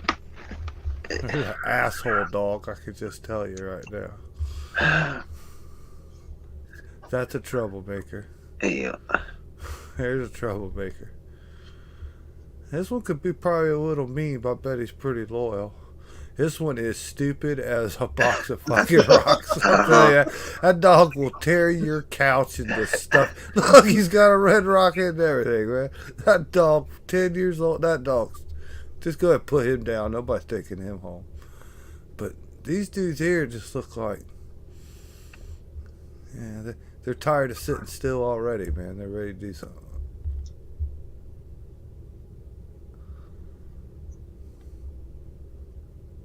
Yeah, don't be a hero. That's Yeah, if you're not like barbecue is saying, if you're not really, really about that, don't be a hero. Get yourself something else. The dog ain't for you. I hear people all the time talk about, I want to get this, I want to get that, I want to go. I'm like, you better watch out because that's a lot more than you think. Yep. That's why my wife and daughter came home with the damn pit bull puppy. I'm like, what the hell are you two thinking? They're great Oh dogs. hell, pit bulls can be amazing dogs to have. Yeah, they One can. with how smart they are. They're easy to train. Um, the people say the territorial things like that. Yes and no. Um, they're super maternal. So they're great with kids. And people get that mistake of thinking, they're going to be terrible with kids, things like that, because people breed them to fight, things like that. And that's where you got to kind of worry is, what was their genetic line, things like that. That's the only real worry. But at the end of the Well, day, pit bulls can be an amazing family dog. the problem is they were supposed to go get a small dog. They come back with a pit bull puppy. I told them that I wasn't going to be the one to take care of the dog if they got the dog. Guess who ended up having to take care of the dog? Well, of course, that's how it works. Uh-huh. man. As soon as we got a way to get rid of the dog, I got rid of the dog. It was If a I breeding. It was a female, and there were breeders that they had their female died, so we let them have the puppy. Well, she wasn't a puppy anymore, or she was still a puppy, but she was a big puppy at that, almost full grown. if I could if I could pick my next dog, man, I want the dog I've always wanted for a while, man. I want the I don't know medium to big size old brown long haired dog, man. Like part retriever, part something else. Just the old slow kind little dog you don't have to yell at all time to get out of something. Dog that gets up and follows you and you walk out. The dog you just open up the truck door and he hops up, takes his spot. You know what I mean? The Get you dog a that you Springer don't have Spaniel. to. Yeah, something like that. Some kind of mix, man. Just a good old fashioned old brown dog. Don't cause no fuss. Don't make no noise. Just a good old brown loyal dog, man. Always there at your side. That's the breed I want next time. She's wanting to get one of those goddamn little pocket dogs. She's like, I can get a little bag. I was like, you carry a damn little fucking dog in a bag, and I will kill the goddamn thing. Look, Jason, Rich, I'll solve your problems. Yorkie. Now, I didn't say teacup Yorkie. I didn't say any of that other kind of weird stuff. Just go get a Yorkie. And that's all you need. She keeps saying she wants to get a Chihuahua. I was like, oh my god. Chihuahua. That's not how you pronounce Yorkie. It's Yeah, I know. Yorkie. Yorkie, not I know. I'm Chihuahua. saying what she wants. She wants a Chihuahua. I was You like, correct. our neighbors used to raise Chihuahuas when I was in my teens. I was like, Get no. get on the internet and show her a picture of a Yorkie. Olale. This is how you pronounce Chihuahua. It's Yorkie. These are what Chihuahuas look like. Chihuahuas are little bastards when Then you tell her that the Taco Bell was a psyop, and everybody that she knows that has what they call like roll call 219. You're guilty. You're part of the psyop with your Chihuahuas. They don't exist. That's just people who don't know how to pronounce the name Yorkie. Can anybody else picture Jason with a French bulldog? Not really the Frenchy bulldog type, man. Yeah. Jason's more of a poodle guy. No, but we used to have. Fuck, I think one time we had 8 or 9 dogs. One time, man, from Oh little my ones God. to big ones. But we always had Pomeranians, and sold the puppies. And millions of generations, everybody in the family's got something that come from Midnight, this female Pomeranian we had. And we didn't want her to have no more litters. And you know how hard it is, man, when the dogs go in heat. And then Pomeranians go in heat 3 times fuck a year. Oh my god, it's just chaos. And you're always fighting the other dogs, trying to separate them, keep them locked up. Don't let them out at the same time. Turn your back for 1 second and it's too late, all right? So she got hit up. Don't know if it was a miniature Doberman Pinscher that did it. Don't know if it was my big dog. He half husky and half coyote. Don't know if he did it, right? And because, and believe it or not, we already had ones back in the day, a Pomeranian and a pit bull, and this hideous deformed creature came out of it where the back legs, well dude, this was a chupacabra DNA cross mixed mutant, dude. This dog lived for about 16 years though. Totally couldn't walk 2 or 3 feet without falling over. Completely a deformed beast. Back legs longer than the front legs. I mean, couldn't walk, stumble. It was craziest thing ever, man. Hideous creature. But anyways, Midnight got pregnant again. We don't know what did it. And these puppies come out, and all I can say, they were great little dogs in their own right. They had no existence, but they were 2 sisters, and they could care about nothing in the entire world but them two. Them two just stayed together, did everything constantly. They looked like fucking gremlins, man. You never see two of the most ugliest. I mean, they functioned fine. Their body size was okay and everything, but like, God, we didn't know what the fuck they was, man. They were weird. They were short-haired, long-haired, all at the same time. They were crazy looking things, but they were Sure, your funnier house than hell. wasn't built on an old nuclear reactor that you didn't know about. Well, that's what I was gonna say. I got a question for you, Jason. Now, I myself come from extremely rural backgrounds. When I was young, we lived on a farm and all kinds of stuff. So a lot of my family's from the far back country in Tennessee. So I've always wanted to ask somebody this question: do the hills have eyes, Jason? Where the hell are you from? Yeah, right. Like the Deliverance Joe Biden guy. Did he live next door to you? You don't hear dueling banjos all the time, dude. Well, man, it's kind of not really the being in the hills and the hollers. It's more the shithole city that I live in. Really, it's just a generation of uh, I don't know, children growing up drinking alcohol. I guess would be the main culprit around here.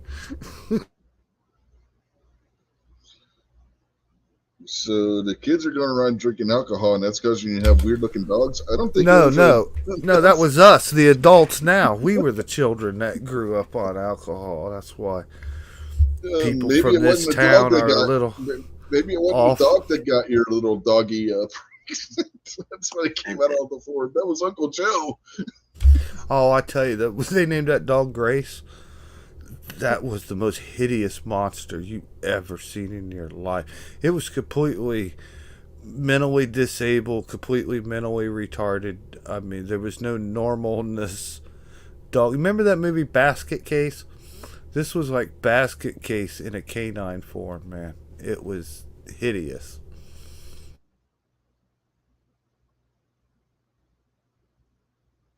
I'll tell you what, this is so sad. When that dog died, I only dug the hole about a foot deep.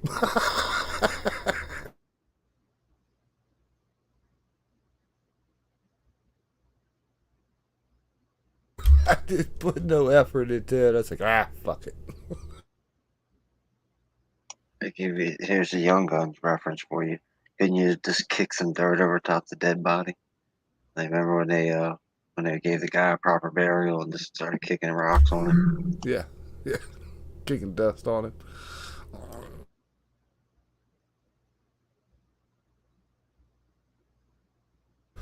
Yeah, you can come up with some strange animals. You start mixing in some funny breeds that don't normally go together. We go back to the barbecue's point earlier about the inbreeding too. You know, humans know not to do that. Bad deal. Uh, Lions kill other baby lions when they come into a new pride because they don't want that old gene pool around. And then when they have babies, they kick out all their sons so that sons can't dip into any of their sisters. So they know not to do that. How come it's like completely acceptable to do it with what we like pets? 99% of your genetic diseases and why a German Shepherd only lives for 4 years now is because of that rampant amount of inbreeding. Well, it's not exactly true inbreeding. It's not like I'm sure there's plenty of people that were like, oh well, I've got this male and I'm just gonna have it, breed a female from the last litter. So I'm sure there's plenty of people that did that shady shit back in the day. But when you look at I think it was an AKC book from like the 1930s, and it's showing all these breeds. And if you were to look through that book, it's amazing what the breeds look like back then. And if you look at those breeds now, you'd almost, I don't want to sound hyperbolic here and say that you wouldn't recognize them, but it's remarkable the transformation that's undergone, because all of these different attributes of the breed that had been selected in a sense to be highlighted when that breed was developed, and then all of a sudden you just start breeding only German Shepherds with German Shepherds now, and you're only selecting from that gene pool, and you're not taking, whatever else was bred to make the German Shepherd what the German Shepherd is. It's not like the German Shepherd, just came about by nature. No, that was a product of man manipulating nature to create a dog that it needed to fill a void that it needed a job for. Same with bulldogs, etc. So what you end up having is these attributes that end up running rampant, and it more or less kind of mutates the dog, where it just doesn't quite look the same, and it doesn't quite behave the same, things like that. And like I said, I'm sure there's a lot of shady breeders out there, even today, that will do inbreeding stuff. And when inbreeding does happen, a lot of animals don't survive. There are some that do, and they'll have birth defects, and they'll oftentimes be a little slower. There's a lot of things that can happen. For birds, for instance, if birds were to inbreed, the eggs will not fertilize. That's a fun little fact with nature that people don't realize. So, because I used to have 2 cockatiels, and all of a sudden the one cockatiel started laying eggs. I'm like, what in the world? So I went to the pet store. I'm like, they're brother and sister. They're like, oh, don't worry, if they're brother and sister, the eggs will never fertilize. I was like, really? They're like, yeah, nature won't let it happen. I was like, sweet, that's good to know. So, but yeah, it's just weird little things like that, and that's another thing. Like German Shepherds, that they have bad hip dysplasia a lot of times. That's one of those things that over time has become a really big issue with German Shepherds, because of those breeding habits, not bringing in some of the other breeds that were utilized in creating the German Shepherd, to just kind of keep that entire gene pool fresh and not or not, I shouldn't say diluted, but not sure what the word I'm looking here for is. Anyways, but keep it fresh and whatnot. You end up having it where all the German Shepherds, almost in a sense, end up having hip issues because you look back in their history, and at some point in their line, there's been a parent or grandparent or great grandparent probably that had some sort of hip disorders.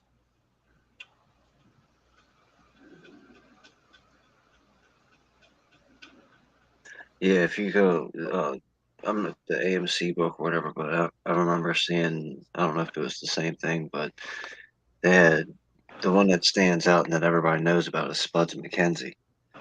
So they had what Spuds McKenzie looked like in 1980 when the commercial started or whatever, and then that same type of dog, whatever kind of dog he is, what they look like in I think it was like 2019, and it was like two different dogs. So you thought that you were looking at two different breeds.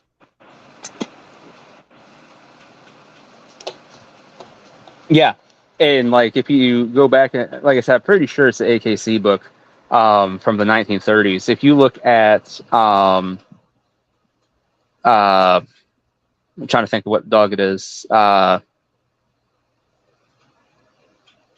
Oh, good golly, I think of it any other time.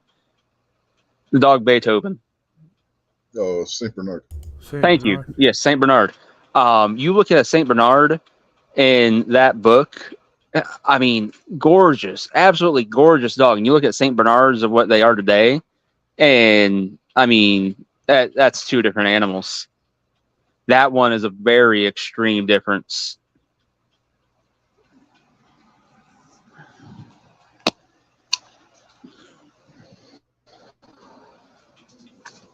It's kind of like when you look at Drew McIntyre when he first came out, and he looks a lot like the brown-haired guy from Pretty Deadly, and then the magic of hard work at the gym really kicked in, and then you see the Drew McIntyre that looks like a He-Man doll now. Yeah, except like it's reversed. It'd be like if this was Drew McIntyre when he first debuted, and then 100 years of just breeding Drew McIntyres, and then you just get the Drew McIntyre when he actually did debut, and you're like, oh wow, what happened to Drew McIntyre's? Okay, like, oh, it's still a Drew McIntyre. It's just so if you want to stick with the wrestling, you're gonna stick with wrestling analogy. It's like Ultimate Warrior when he started with Sting, and then Ultimate Warrior by the time he retired. Yes. What happened? Oh, they didn't allow steroids anymore.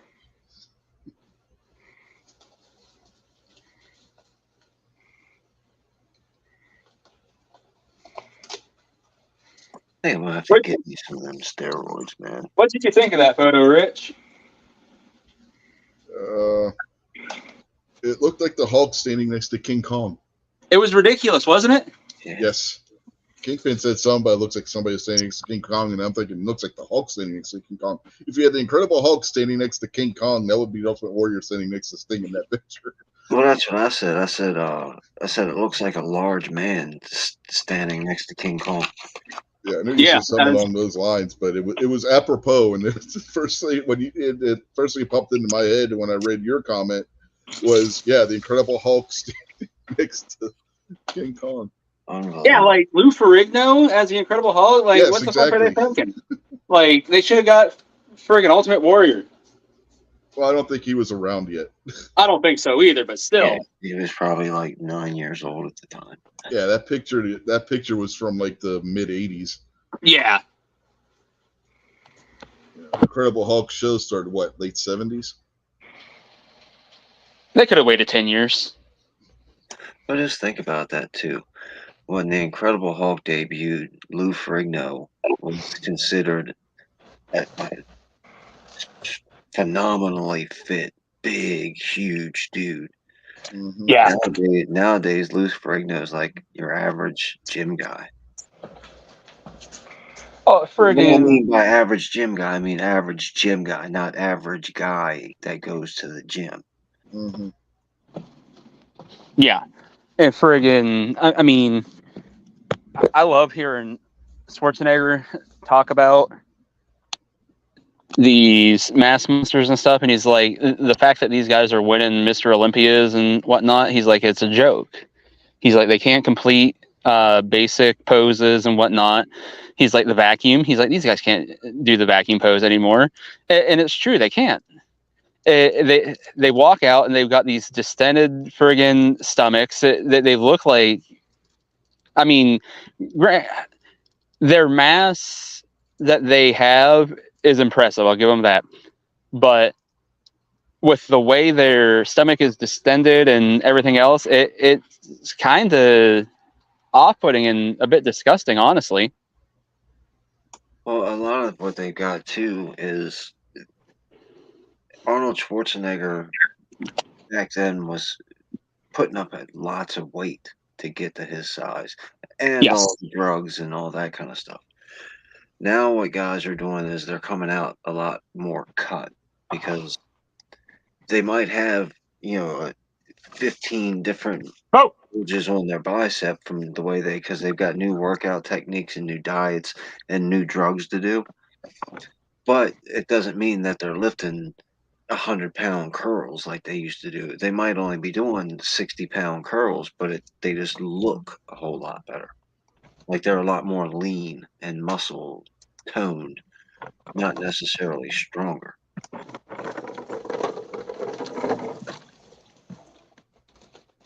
yeah, just the mass monsters. Um, just kill it for me.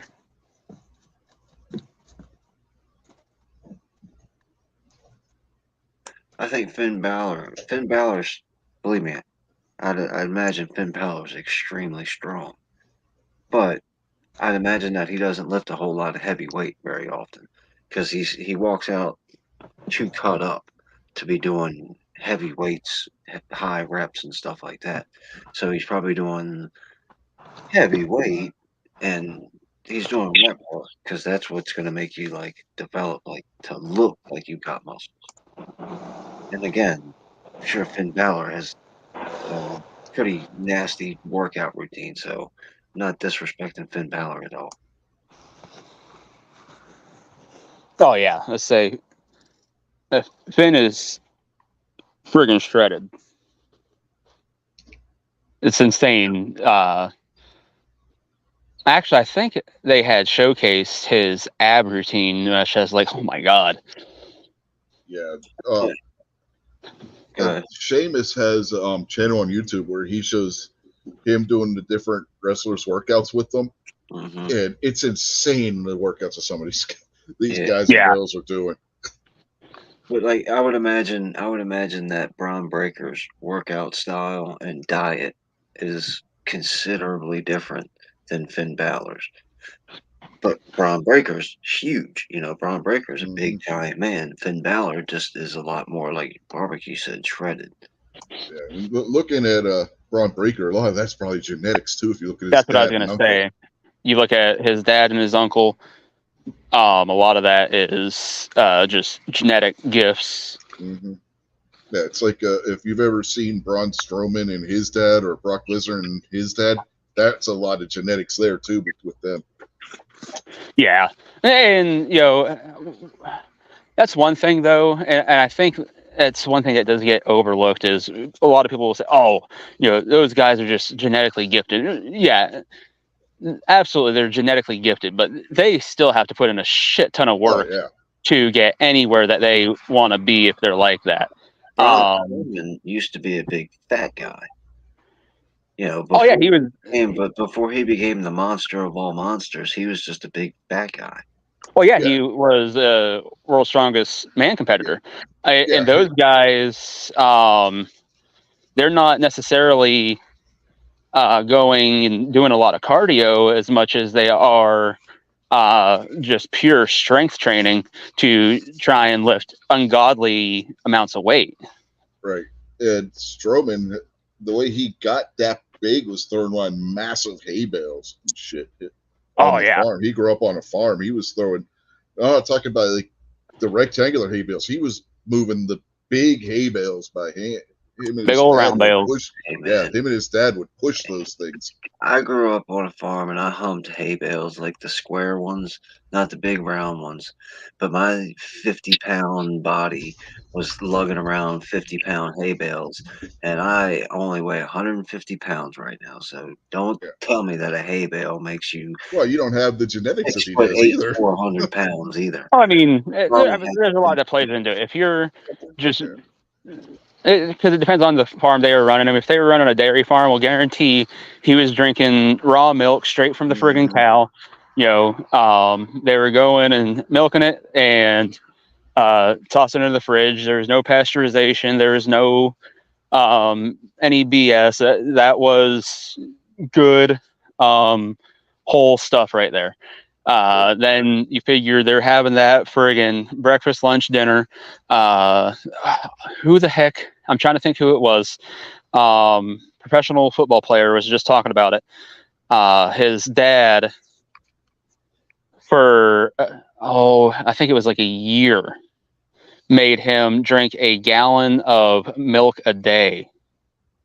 And for his for his training, and his dad's like, you want to play pro ball, like this is what you need to do. And the people interviewing was like, well, what do you think, did it work? He's like, I made the pros, so must have been something to it. And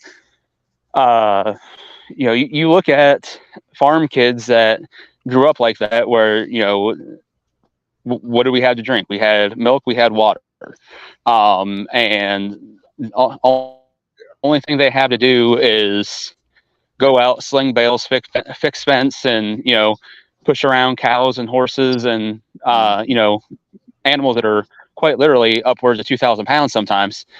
Those muscles are going to grow. Yeah, well, Brock Lesnar was the same way as Strowman. Lesnar grew up on a farm doing that same kind of shit too.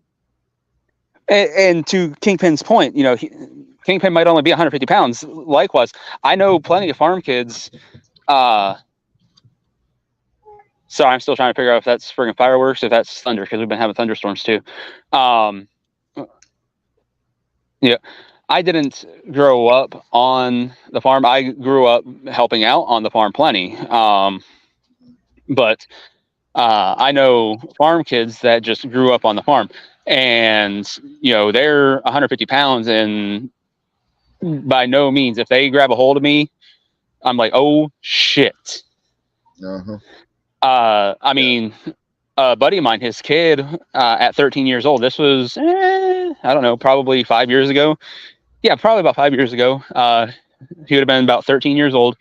We're just horsing around. He grabbed a hold of me, and I went to, he grabbed a hold of my wrist. So I just went to do a simple wrist rollover and take control of his wrist. And it was like, oh, shit. I couldn't do it. Mm-hmm. And you don't understand the amount of oh shit that goes through your head when you're realizing that a 13-year-old kid has a hold of your wrists and they fucking got control of you. I'm working at a house that's across the street from a farm up in Frederick. You guys barbecue and Jason or Rich probably know. I don't know if Jason would know, but Frederick's a county in Maryland anyway. Yeah. And there's two younger dudes. They're probably in their mid-20s, I would guess, but they're probably 6 foot tall, skinny guys. They're kind of like me, but they're young. And be prepared for this, Jason. But I saw them behind the barn, and they were kissing each other. Really? They were both wearing skinny jeans with the rope around their waists. Freshly squeezed. They had their hands in the other person's pockets.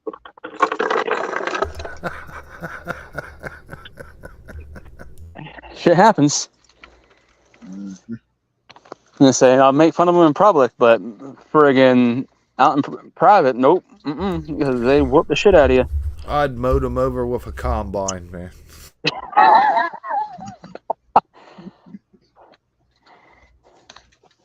And they say, His "Come here, mama Chase. wait, We're gonna no. combine together and show you our combines." Jason's just an Islamophobe. Oh wait, no, that's not right. Orange Cassidy is Islamic. Huh? I didn't know Orange Cassidy was a Muslim. Yeah. No, Sami Zayn is. That's Muslim. He's got a Fuck's pigeon with in the the house. bird? Oh, that's something that flies around here at night. I don't know what the frick it is, to tell you the truth. It's a night bird. I'll say there's a couple of them that fly around here at night. Night birds. Yep. You hear them calling each other right now? Mm-hmm. Probably COVID bats.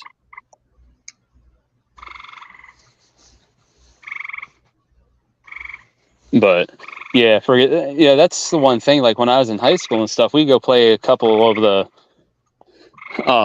more rural schools that would have farm kids and stuff, and we would just get our asses handed to us. And I'm like, we got fucking farm kids. Like, what do you expect? Oh, we had one family of farm kids on our team, but and a couple of kids. We got farm. I was like, Heggies don't fucking count. I was like, that's one family of farm kids that we have. I was like, that team has multiple family of farm kids. It's like it's not a competition. Yeah, At they're that point, all farm kids. pretty much. I was like, it's just the strength disparity. It's just when you're using your entire body every day, 8 hours a day plus. I mean, 8 hours a day. That's funny to a farmer because an 8-hour work day doesn't exist in their world. You know, the work day is you get up and you work until the job's done. You guys know who Pat in the bunker is? Yep. Yeah. Pat works 17 hours a day on the farm, and he probably weighs Exactly. 125 pounds. Yeah, he's smaller than you. Exactly.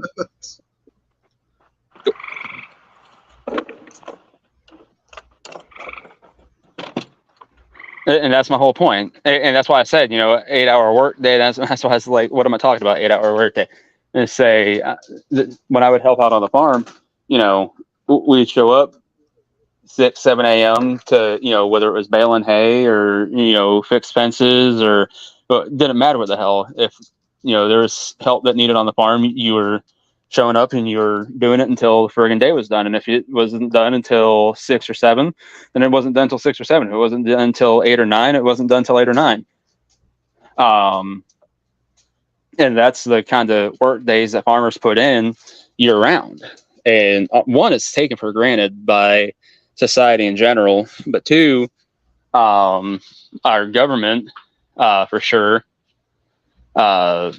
it's taken for granted by a lot. But going back to the fitness part of it, when you're using your entire body that much per day, you can't help but just get ridiculously strong. Yeah. You guys know who Michael Clark Duncan is, right? The big black guy that was in The Green Mile and a bunch of other movies. You ever hear how he got to be as big as he was? Steroids. No, not steroids, Jason. I was gonna say something really fucked up and be like, because he was black. No, he grew up. I think it was Chicago. I think he said he grew up in Chicago. He was on one of the talk shows one time. He had a picture of himself when he was like 14. He was a skinny kid like Kingpin. He quit school, went to work for the city when he was 16, moving those big concrete pipes that they use for like storm drains and sewer lines and stuff.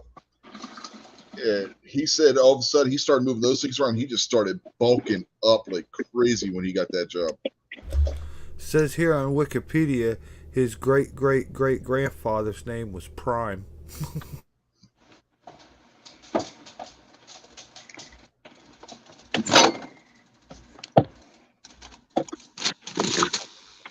name, his grandfather's name was Prime. Yeah, first name Optimus. Yeah, I don't get it. Nope. Grandmother's name was Optimistic. You guys You ever didn't watch get Transformers, King Command? Well, I don't understand what how could Just- why would a guy whose great grandfather's name be Prime? Why would a guy from 150 years ago know anything about the Autobots? Because the Autobots have been here for millennia. They crash landed right after the age of dinosaurs. What took So them so they're the long? reason for the dinosaurs going extinct. Hey, what took them Dinosaurs aren't extinct. They're wait a minute. birds now, don't you know that? If the Transformers are so advanced, then how come they stayed stuck in the ground for 65 million years? Because they were out of commission because they were all beat to hell. That's all explained in the first episode, man. So it takes 65 million plus years for a robot? Yeah, their ship had to reactivate, and when the ship reactivated, it repaired them. There was an earthquake or something that reactivated the ship, and when the ship reactivated, it repaired them. Steroids.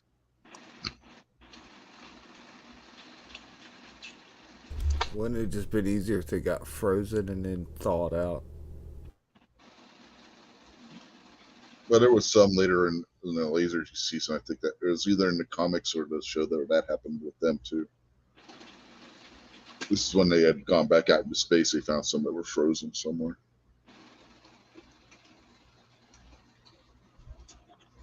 So they just happened to crash land on Earth after the dinosaurs go extinct. Like, oh, look, here's this perfectly habitable world where, most of the life forms, just happen to die off. Let's go there.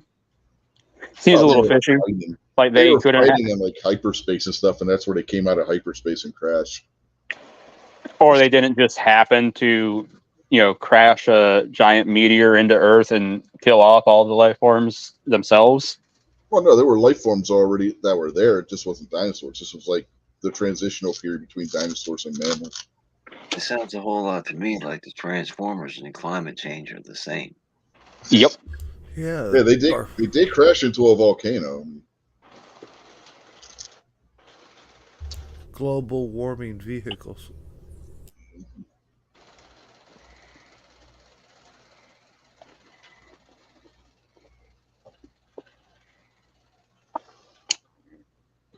Yeah, the way I figure it is, if anybody's bigger than me and more fit than me, they cheated.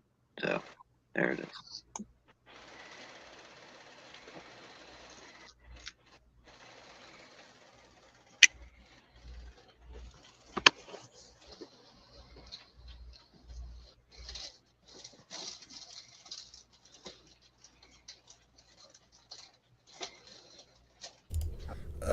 I just saw a short clip the other day. High State's got I don't know what kind of lift you would call it. They were in the weight room. And that was a barbell with a whole lot of weights on each side. And he was picking it up to his waist or whatever.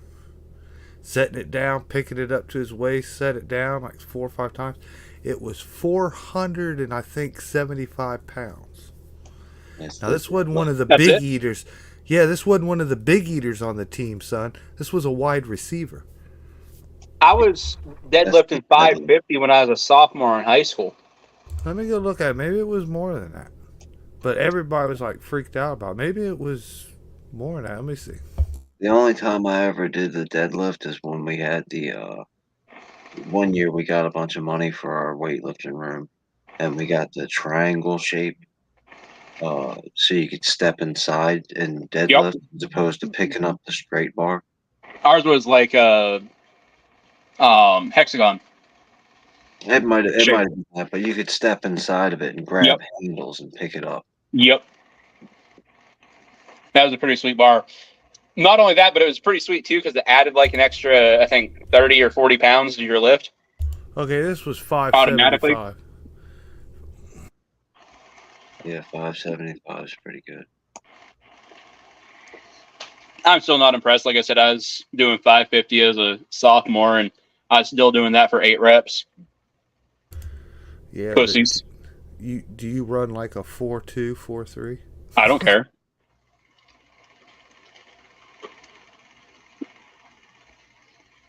Barbecue said, "We'll get to the same place. I'll just get there 2.5 hours later, and Exactly. then I'll whip your ass because I'll be nice and rusted too." Exactly. Oh man, talk about people running fast. The Hook just chasing Jungle Boy all through the arena the other day. Yeah. The most I ever had on a bar was $9.75 for calf raises.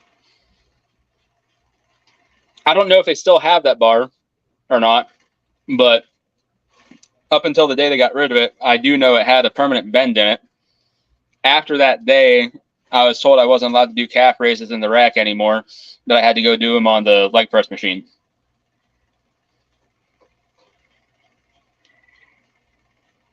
Which I was actually really happy about, because putting 975 across your neck and shoulders hurts a fucking lot.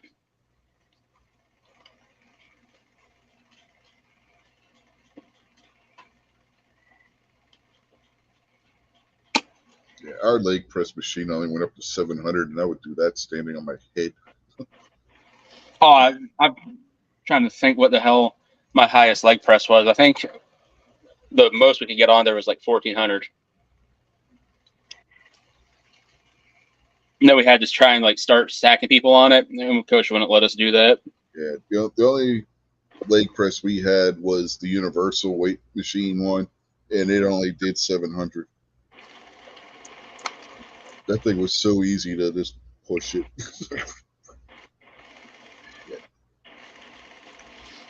And say if you're not picking up, yeah, my legs were fucking trees. Mhm.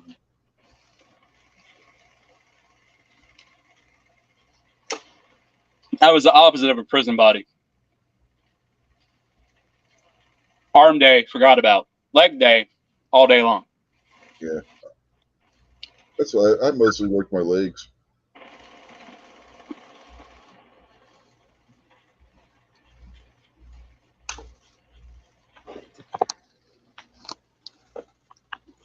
I shouldn't say I forgot about arm day. I mean, I could bench 200, only for like one rep, but nonetheless, I could put up 200.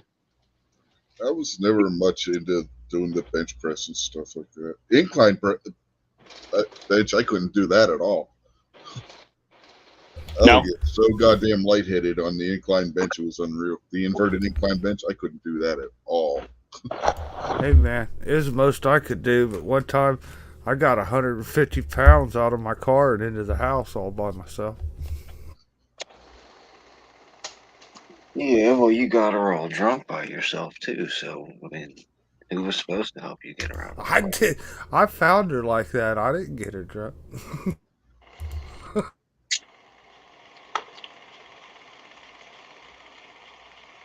Nanny gets her inside, and he's like, "Shit, no wonder she's 150 pounds. She's got a wiener." Uh, uh, you hear that? You know Did you what? hear that noise? Is it rain? It sounds like Guns and Barbecue's watching an old reel-to-reel movie. Oh, I don't even know what the hell you guys are hearing. I'm sorry. I don't I just hear either. my dog drinking. No, I hear. Sounds like rain to me or something. Right there. Oh, unless you might hear my fan in the other room. Yeah, that's it. Yeah. Yeah, it's a fan. Probably the fan in the other room. I was like, did Barbecue turn old Clark W. Griswold and start watching old movies or what? But he was stuck up in the attic. Man. You guys will never know I'm watching porn if I put it on the old reel to reel. Uh-huh. Either that or he's laundering money, and that's He's the in money count. he's in science class watching one of those old Old home films that they used to movies. show you. Yeah. Or it's the money counting machine flipping through. Those old Disney science films they used to show us. Man, that was my very first job. I guess you could say where I got a paycheck. Uh, I worked in. I took your home movie reels that was on like the 8 millimeter film or whatever, and I put it in the projector, and I put this up to a box, and shined the camera into that box, and it recorded it and put it on VHS tape. And then I stuck it in another machine and rewound it for him, and the machine automatically counted and told you like how many minutes long it was and stuff, and then I just labeled it, man. I transferred people's home movies over to VHS. The first time I saw Empire Strikes Back was on one of those old reel-to-reel projectors, and it was in school. It, I don't remember how, but we got to watch Empire Strikes Back in school. It was one of those old reel-to-reel projectors. What was the most interesting thing you ever saw, Jason? Oh hell, I don't know. Whatever it was, I probably forgot already. I see interesting shit all the time. It's hard to say what the most interesting thing I ever saw was. In that job? Oh, in that job. Oh, Yeah. with the movies. Oh, there wasn't nothing good on it at all, man. Nothing. Nothing good at all. Just family stuff like vacations and motorboating and birthdays and shit. There wasn't nothing ever good on it, man. Nothing. My brother worked at a film developing place like Photo Hutter, one of those kind of places. And he said some of the pictures people sent in to be developed, he'd be embarrassed to send it. Like people sent it in amateur porn and shit. Yeah, I didn't get nothing like that at all, man. Nothing like that at all. You know, say I used to work at Walgreens as a photo tech and got all kinds of shit. Hell, my first week when I was training, I had to train down in Hermitage because our store wasn't open yet. So I go in there, and the girl that I'm supposed to close with, she had called off. So the girl that had been training me during the day all week was like, "Hey, so guess what? You're closing by yourself today." I'm like, "What?" She's like, "Yep. So here's the shutdown procedures, all that." I'm like, "Oh, okay." So I completely fucked up shutting down the lab, which whatever. I didn't know how to do it. Nobody else knew how to do it. I'm like, "Well, I'm gonna fuck this up." But after that, she says, "And it's booby day." I'm like, "Huh?" She's like, "Yeah, we've been getting topless photos all fucking day. It's just one of those days." I'm like, "That it just comes in waves of that?" She's like, "Yep." And in the 3 years that I worked at Walgreens, I found that it really did come in waves. It's not like you just get like one person that would randomly send in topless photos. Like just one random day, all of a sudden, you just get a bunch of, nude photos. You're like, what the fuck? Way back in the day in the internet, remember when you had dial up? Mm-hmm. Well, we had like the world's shittiest dial up. You only had like two choices in town, and like you call and the number's busy, you get unhooked, disconnected. It was just the very cave stone of internet around here, right? Well, I had one friend he made web pages. He worked for a professional company, man. He knew how to code and HTML and all that, man. He made nice web pages. Well, I had this other friend, Tony, and like he got so much like web space when you know what I mean, you bought your account or something. Yeah. Done something. Anyways, he talked Tom into helping him out, set him up. That motherfucker made a porn web page full of porn pictures and shit. Right? Shit. Like crazy shit too, man. I didn't even like know nothing about it. And, like Tom showed him how to like add to it and stuff. And he filled his thing up full of this porn site. And for like our like traffic area or whatever, he got fucking letters in the mail. Like he hogged up like 60% of the system or something. He had like his website had more traffic than like everybody in the whole city combined put together. He still had like 60% of the traffic, and he shut his shit all down and then sent a bill. So, yeah, by the way, you owe us like $3,000 or some shit. The pictures my Wow. brother used to get when he was developing for, I want to say it was Photo Hut, but I don't remember if it was them or not. But it would be hardcore pornography that he said would come in there, and it wasn't just male and female either. Yeah. Whoa, wait a minute. It wasn't just me. Oh, okay. Yeah, All right. Okay, I get it. Walgreens. Now, from what I understand, they changed their policy since I left. But back when I was there, it was at the discretion of the phototech.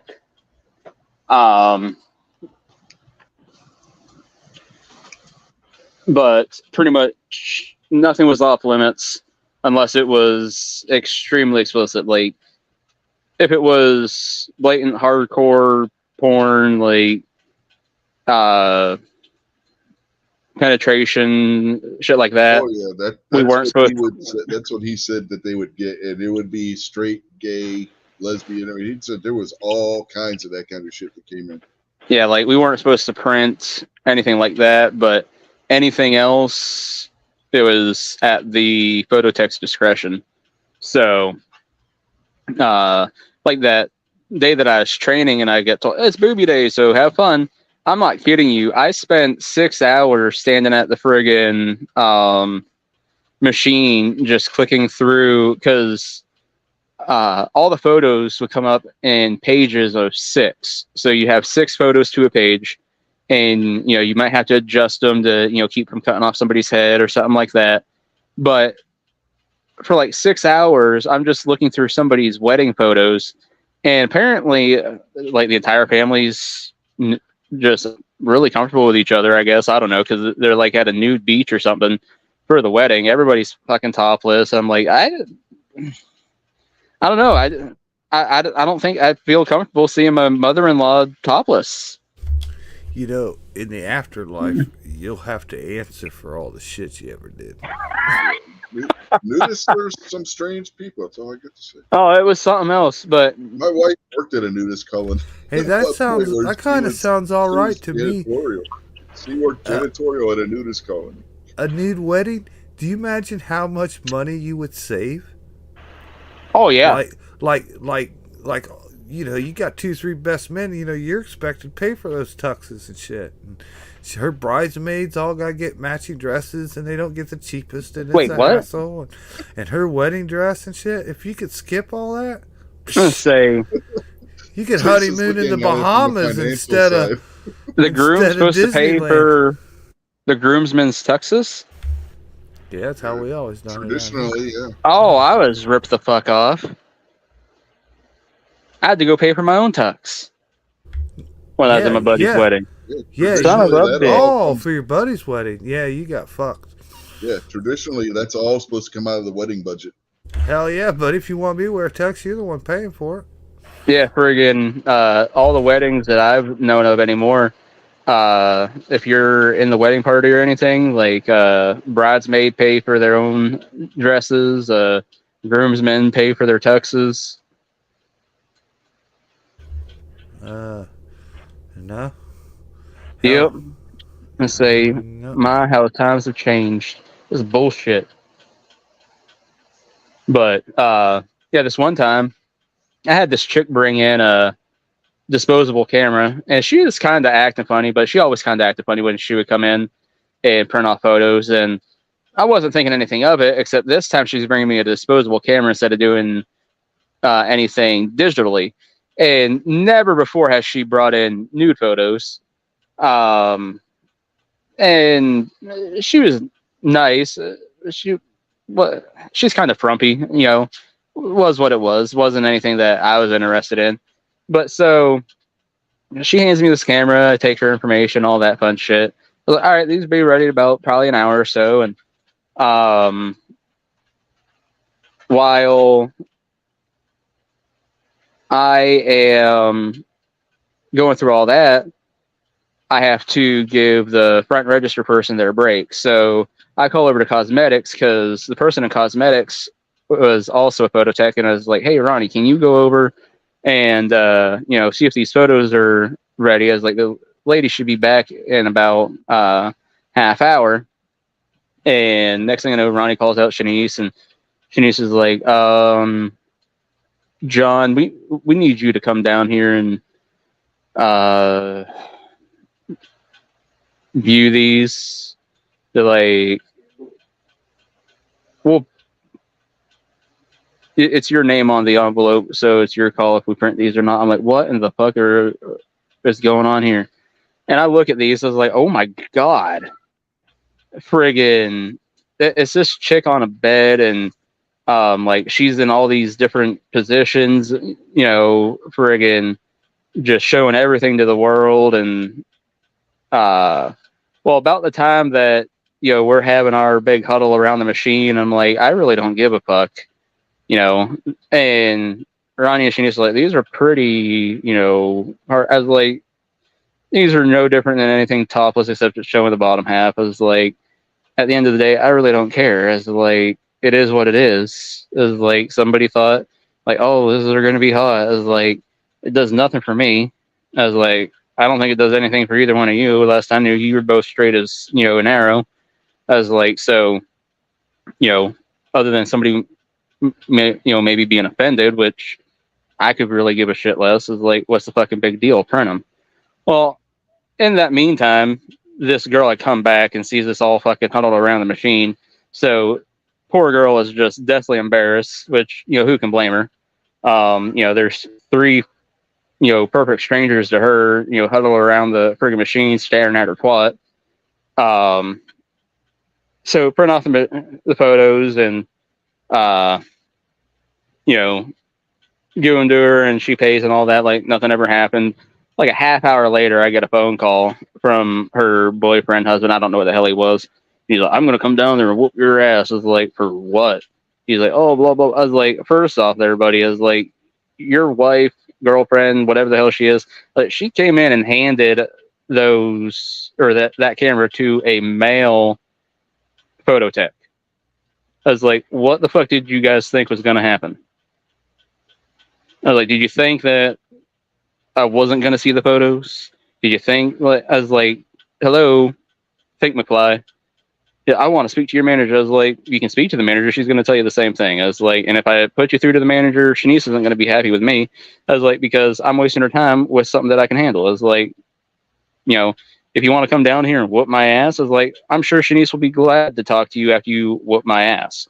I was like, otherwise, you're not talking to the manager right now, blah, blah. And I just keep going on and on. So after I get done with that guy going and tell Shanice, she's like, oh, great job. She's like, but if this guy actually, I was like, I'm not fucking worried about him. One, because the guy would walk around with a limp and shit. I'm pretty sure he was just trying to milk disability or something. But either way, I was like, pretty sure I could take him. He never fucking come down. But I was like, what the fuck did you guys expect was going to happen? Like, you know that we see all the photos that come through here. She handed me the fucking camera. Like, was I supposed to switch genders before viewing these? Like, what the fuck? Well, in that case, how did she know that she wasn't handing it to a lesbian if that were the case? Right?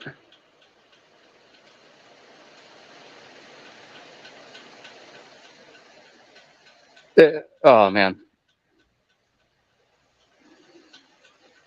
I truly felt bad for her because,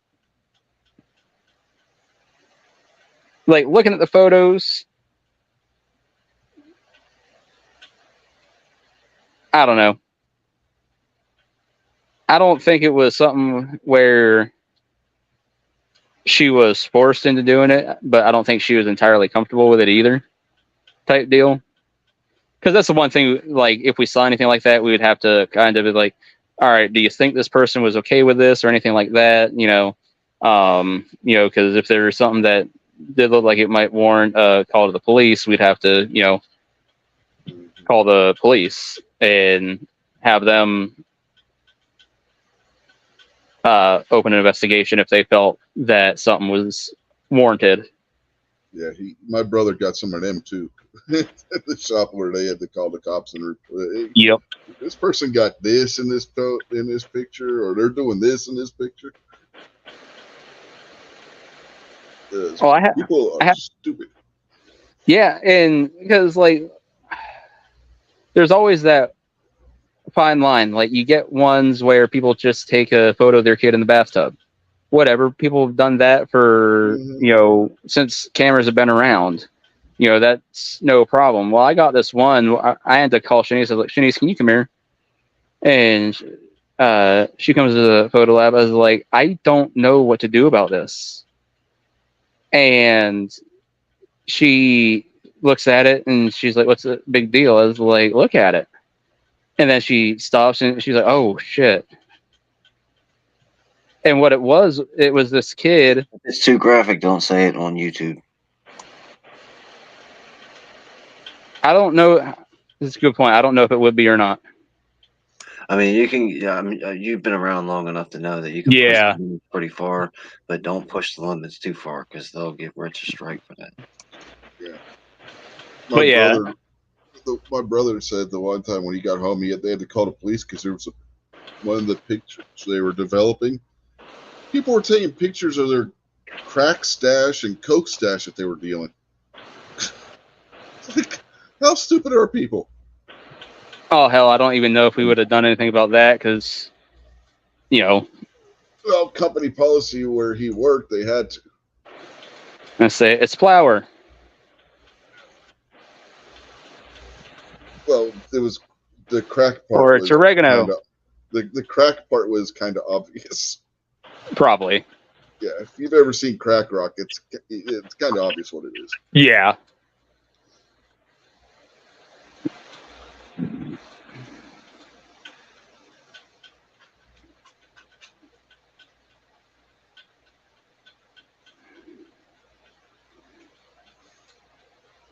Yeah, people would take pictures of doing illegal shit and then wonder why the hell the cops were showing up when they took their photos to get developed. Yep. Well, and the worst part about Walgreens was like after we identified something that we thought might be questionable, we couldn't just call the cops or anything. We had to go set it aside, all that happy horse shit, and wait for loss prevention to come in. And then whenever loss prevention came in, loss prevention would review it, and then they would make the final decision. Yeah. In his case, they had to report it to the manager, then the manager, by company policy, had to report it to the police.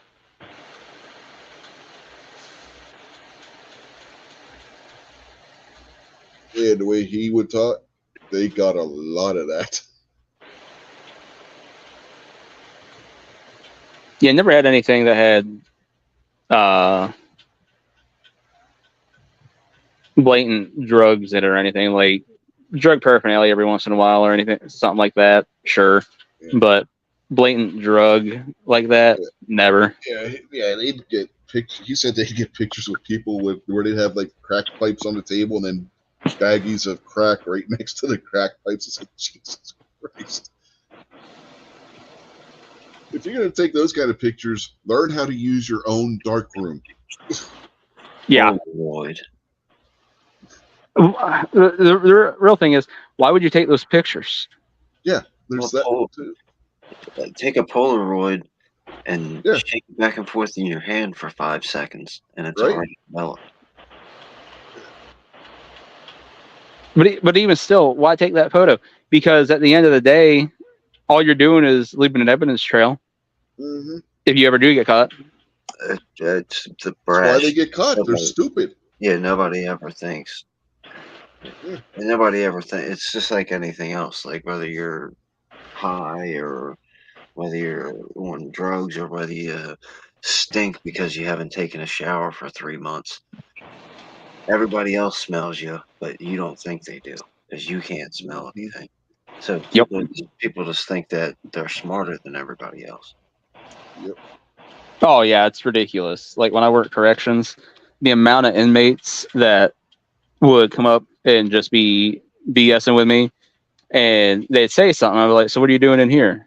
Because they'd say something to the effect of, oh, I was really smart about what I did. And so I said, what are you doing in here? Oh, well, I'm like, no, it's because you're an idiot. Well, it'd be like when one of the inmates walks up to you to say, "Can I go use the phone now?" and he stinks like cigarettes. You're like, "Dude, did you just smoke a cigarette?" "No, man, I ain't smoke. I don't smell like smoke." "Dude, you smell like you just blew a cigarette in my face." Mm-hmm. Well, see, one, the phones at our facility, there were 2 phones in each housing unit, and they were able to be used at any time by the inmates, except for I think an hour before an hour before they got locked down, and an hour after getting unlocked from lockdown.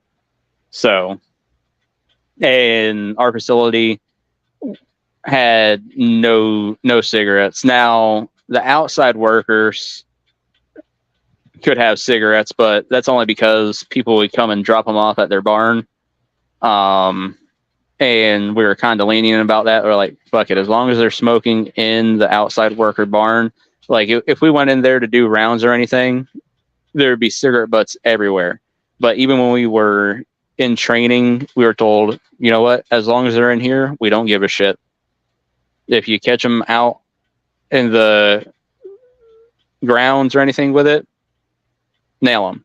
But they know the deal. If they want to smoke or something, it's in here. That's it.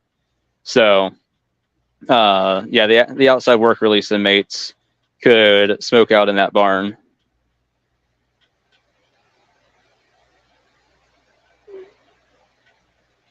But anything in the pods or anything like that. Now, there was one time, actually, this is when I was training.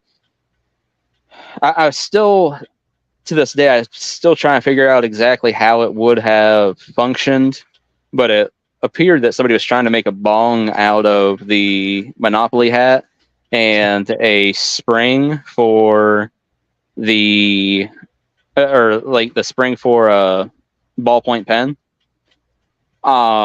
They had actually stretched the spring out a bit, wrapped it around the top part of the Monopoly hat so you can, hold it and whatnot. Then there was some marijuana actually packed into the hat. I found it sitting just like under the ledge of the steps.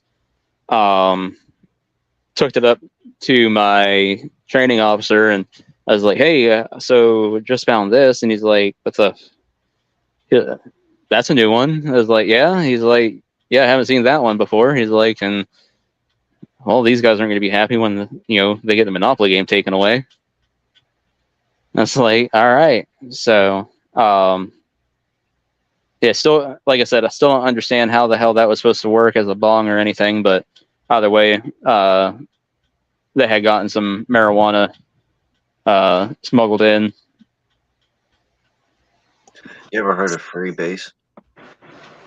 I've heard of it. I've never looked into what or how it's done or anything like that. All right. Well, my theory on how you use the spring and the Monopoly hat from the game Monopoly to smoke weed. You put weed on top of the hat, and you use the spring as a handle because the metal's going to get hot. Yep. You light the weed on fire and let it burn for a second. And then you put the Oh, okay. Yeah, and then they're just call, and then you suck up the smoke that comes off. I gotcha. Yeah, I was thinking along the same lines. And I that's gotcha. kind of what freebase is, in a way. Sort of. But I was thinking something like that, but I always thought that the spring would get hot too. The spring probably does eventually get hot, Yeah, but eventually. you got to figure the Monopoly hat's only holding 2 puffs worth of smoke. Yeah, it's not like the Monopoly hat from the game was very big. Yeah. So. Yeah, it's like a quick hit kind of thing.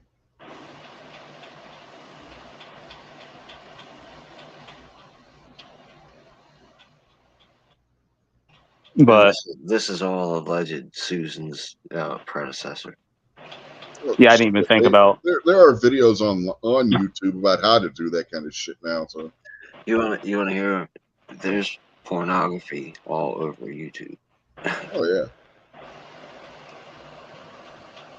So honestly, the biggest question is really just where the hell they got the spring. in the first place.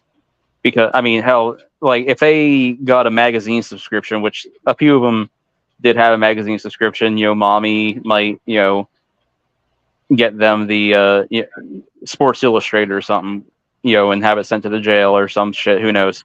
But if they did that before they got their magazine, all the staples were taken out. Likewise, if they had a pen or something like that, essentially anything metal like springs, staples, you name it, made sure that they didn't have. So where the fuck that spring ever came from? I'll enlighten you a little bit on where the spring came from too. Because I've got an idea. It's probably a guard who had a pen that had a spring in it in the first place. Ended up stopped working. They threw it out. Inmates saw it, and and the worst part is, like, we had a trash can at our desk that could, be kept and everything like that. And one of two things happened: either a guard just, unwittingly just threw their pen out, and a cleaning inmate, when changing that trash, saw it and pulled it out real quick when another guard wasn't paying attention, or one of the guards just tossed it in the big trash can, not thinking about it. I mean, there's a couple ways. It's just one of those deals. That's not something that was really available in the first place. Well, they got weed in there in the first place. I don't think they get a spring. The spring was in with the weed, man. Damn, man, this weed be worth something if I only had a spring. Where the fuck we gonna get a spring at? Hey, next time you send some weed, fuck the spring, send me some papers. It's probably inside a birthday cake. Let's say, honestly, I think the weed probably be a little bit easier to get in than the friggin' no metal detector. Well, hell, they didn't even have to go through. Oh no, actually, no, I lied. They did, because I wasn't even thinking. Yeah, no, they'd have to go through the metal detector every time that they came in, before they had to go back for their strip search.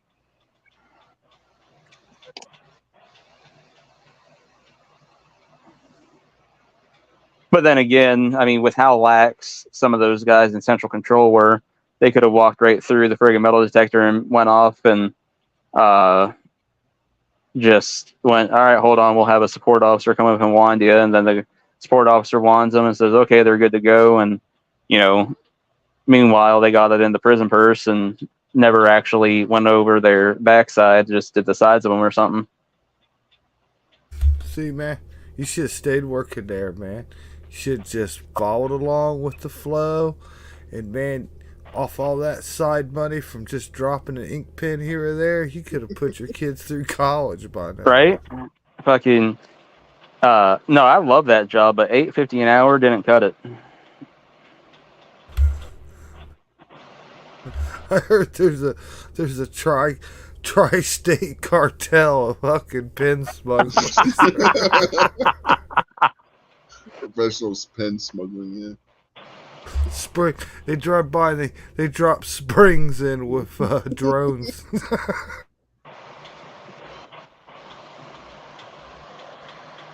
They always say that's how all the cartels finance their cocaine deals, is through all their marijuana deals.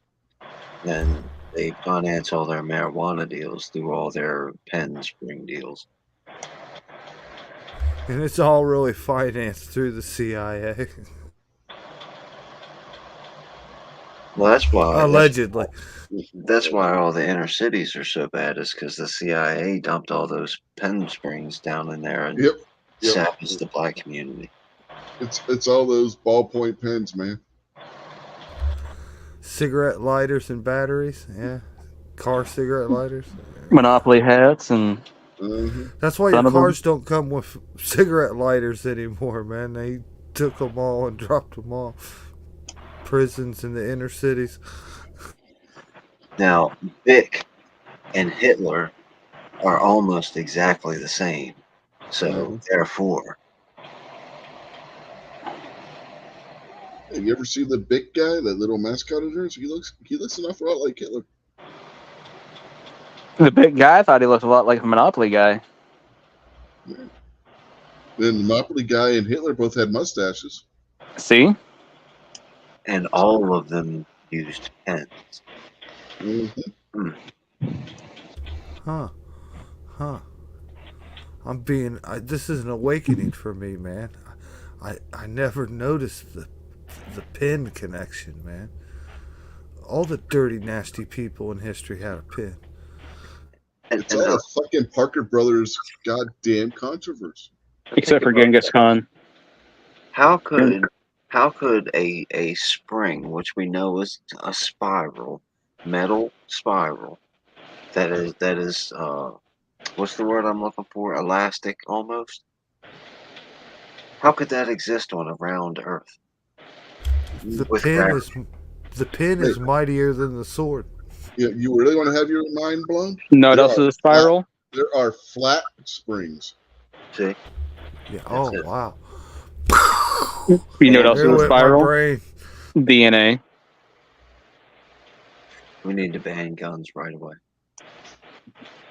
Guns have springs in them. Yeah, but those springs are only given a bad reputation because they're in guns. That's how it happened. That's how the Big Pen got into the weed dealer and barbecue story, is because guns. My M&P Shield has a flat coil spring. How is it both a flat and a coil? Well, don't be freebasing on us. Damn it. So what do? You rack the slide back and you pack the barrel full of weed like a muzzle loader, and then you did what? You lit your spring on fire? Is that what you did? I guess you could. Oh, you gotta have night sights so you can do it at night.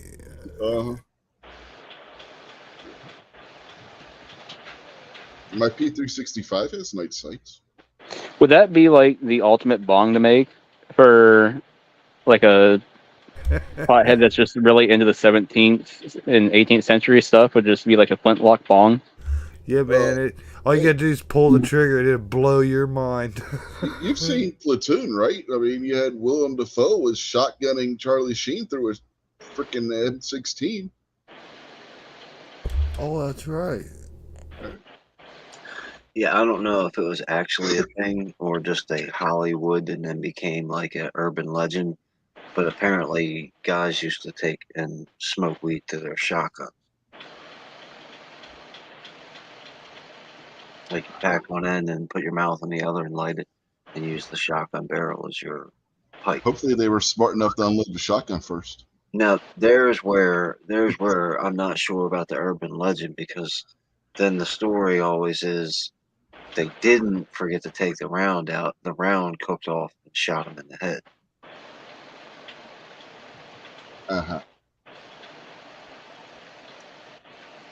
What was this? Rust?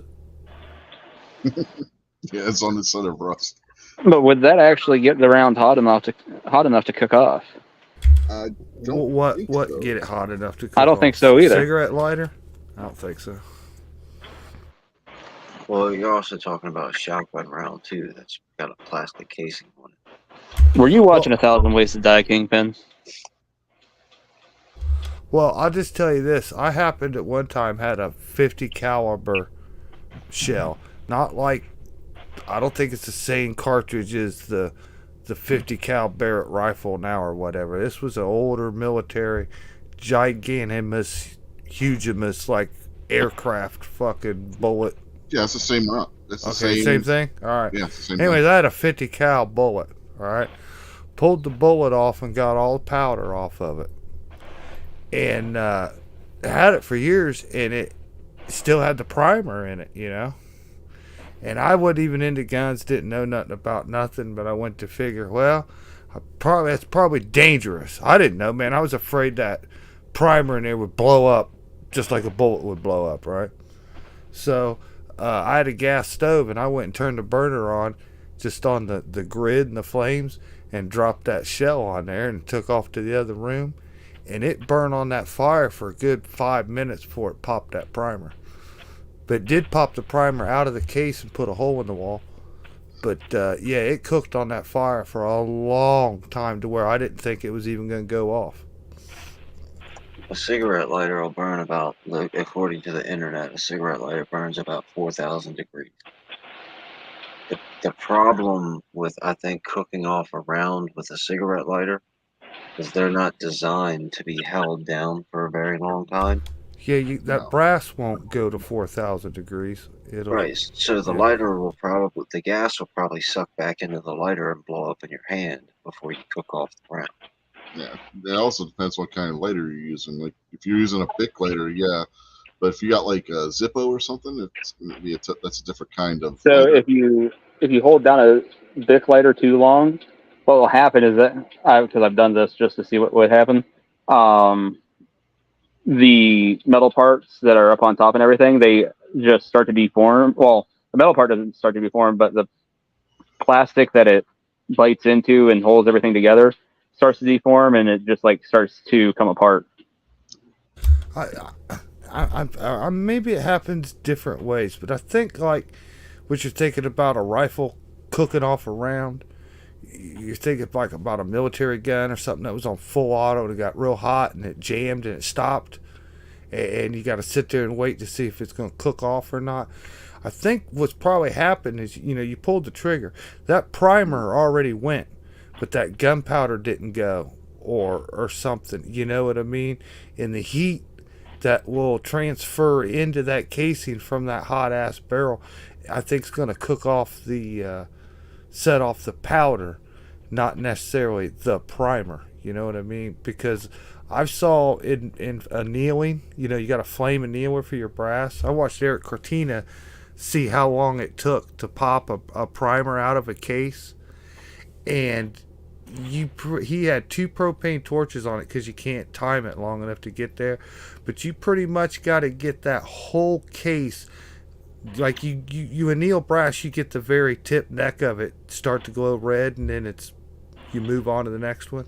He had to get like the whole case hot to transfer that red all the way down to where the primer was to get a primer to go off. Yeah, Uh, you can. I think you said it earlier though. It's the casing that's not the powder's going to burn off much sooner because you could put. I think the MythBusters even did it. They took a couple rounds and put them in a pot and put it on an oven, and uh-huh. in like 2 minutes the oven blew up the rounds. It's stovetop, not the oven, but the stovetop. But I think it was like you were saying. I think the casing failed and it set the powder off, not the actual primer.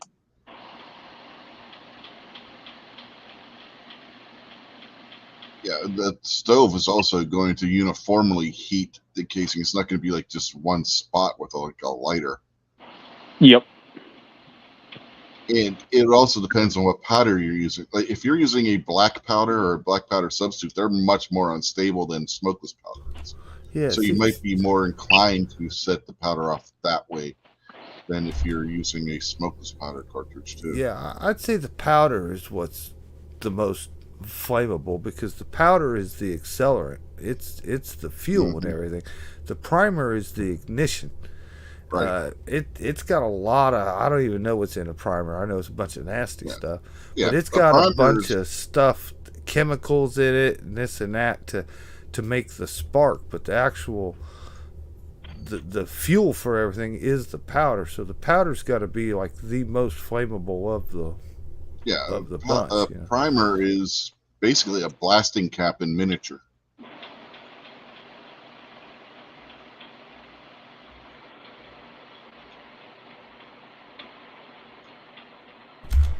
All right, But so either go ahead. way, powders and primers they don't do well to open flame.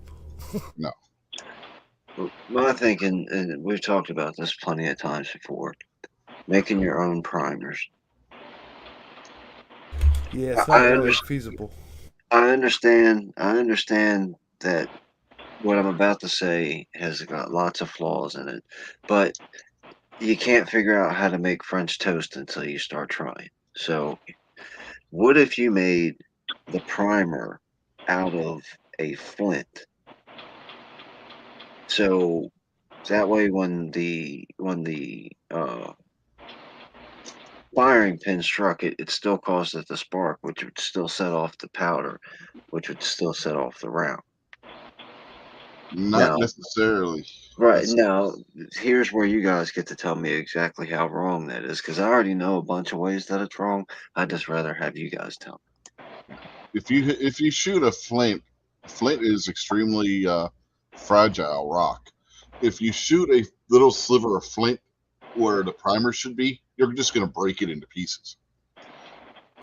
What? The reason What? why flintlocks work, if you look at the locking mechanism where you put the little bit of powder, that flint isn't striking and causing a spark. That flint is being dragged across that steel on that, and that's what causes the spark. So it ignites the flash of powder, which then goes down the flash hole into the chamber and ignites the powder in a flintlock firearm, or a matchlock firearm for that matter. Why can't they just make like an electronic igniter, Well, they've or tried. or They're or not even reliable enough. like some kind of mechanism, like a pin slides up into the case where the primer's They've done supposed that to too, be. It pinfire. shoots a spark arc through the case to the bullet to arc it, and boom, or Oh, something. they've done there have been pinfire firearms. There were pinfire firearms before there were centerfire firearms. Yeah, but I think if I remember my firearms inventors collections as well as I do, the pin fires were also going into what like the wool and the paper casings, though, weren't they? Yeah, well, they would. That's because they didn't have metal casings at that point.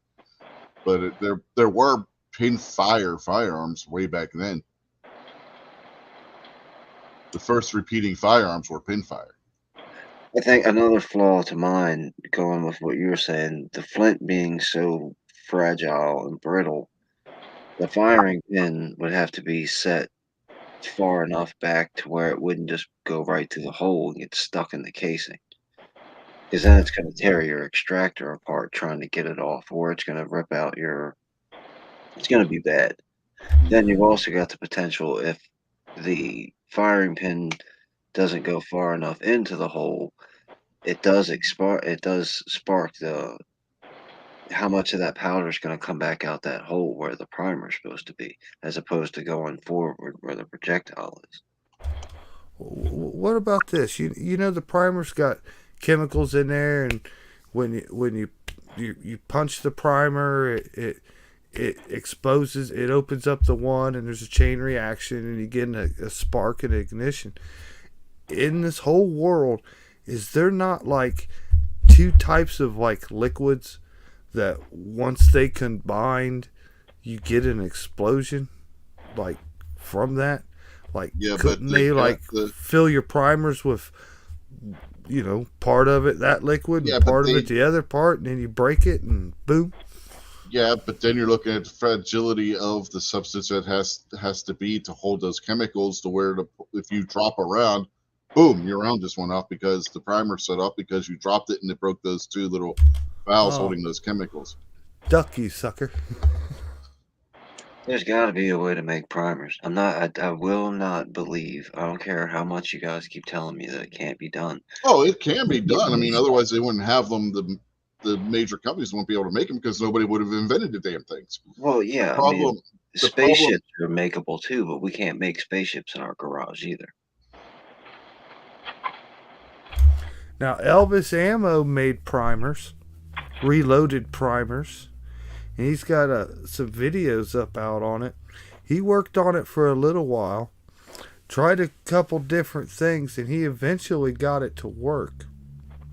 Uh, but it's very dangerous. It's very very poisonous. It's very very time consuming.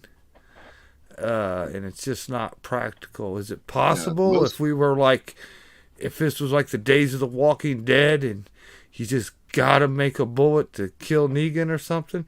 Yeah, you could make your own primer, but to make your own primer to replace the fact that there's none on the shelves, It's just Are not primers still happening. using fulminated mercury? Because that's not stuff you want to mess with every day. I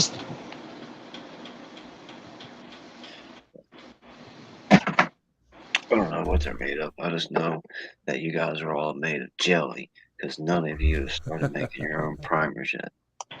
Yeah, just take a roll of paper caps and put them in your primers and relit them with that. There's a guy that I watch. I can't remember what his name is anymore, so I haven't watched his videos in a while. But he was making. He took the old revolver cap gun. You know, you get those snap caps that you put in the revolver, and he took them apart and he was making his primers out of that stuff. Well, that's the same stuff that you would be using with the paper caps. You take the little dot on the paper cap, and that's going to be that would create a spark if you set it off. The problem is making a primer to where the firing pin could strike that. Yeah, but the other problem is it's got to be in there. It's got to hold the pressure from the explosion. You can't have the pressure coming back out the primer hole toward you or the breech of your gun. It's got to be contained. If it primer would come out and that hole would be open and leak, there wouldn't be any pressure to make the bullet go down the barrel. The only other way you'd be able to do it would be like a cap and ball style revolver, which basically you would put the cap in in your little primers, but in the little cap that was the primer container, put that on the nipple, and when when your hammer hit that, it would push that into the nipple, which would set off the primer material and send the spark through the nipple into the chamber, igniting the powder, and boom, your ball would go down range. Ban guns.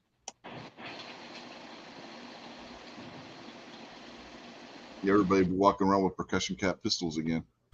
No, just ban the government from buying up all our damn primers. They should be able to just make their own and leave ours alone.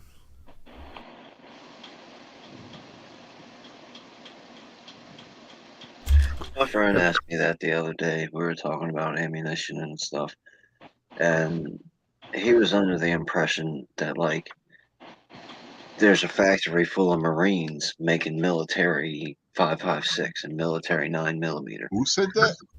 My friend. Oh.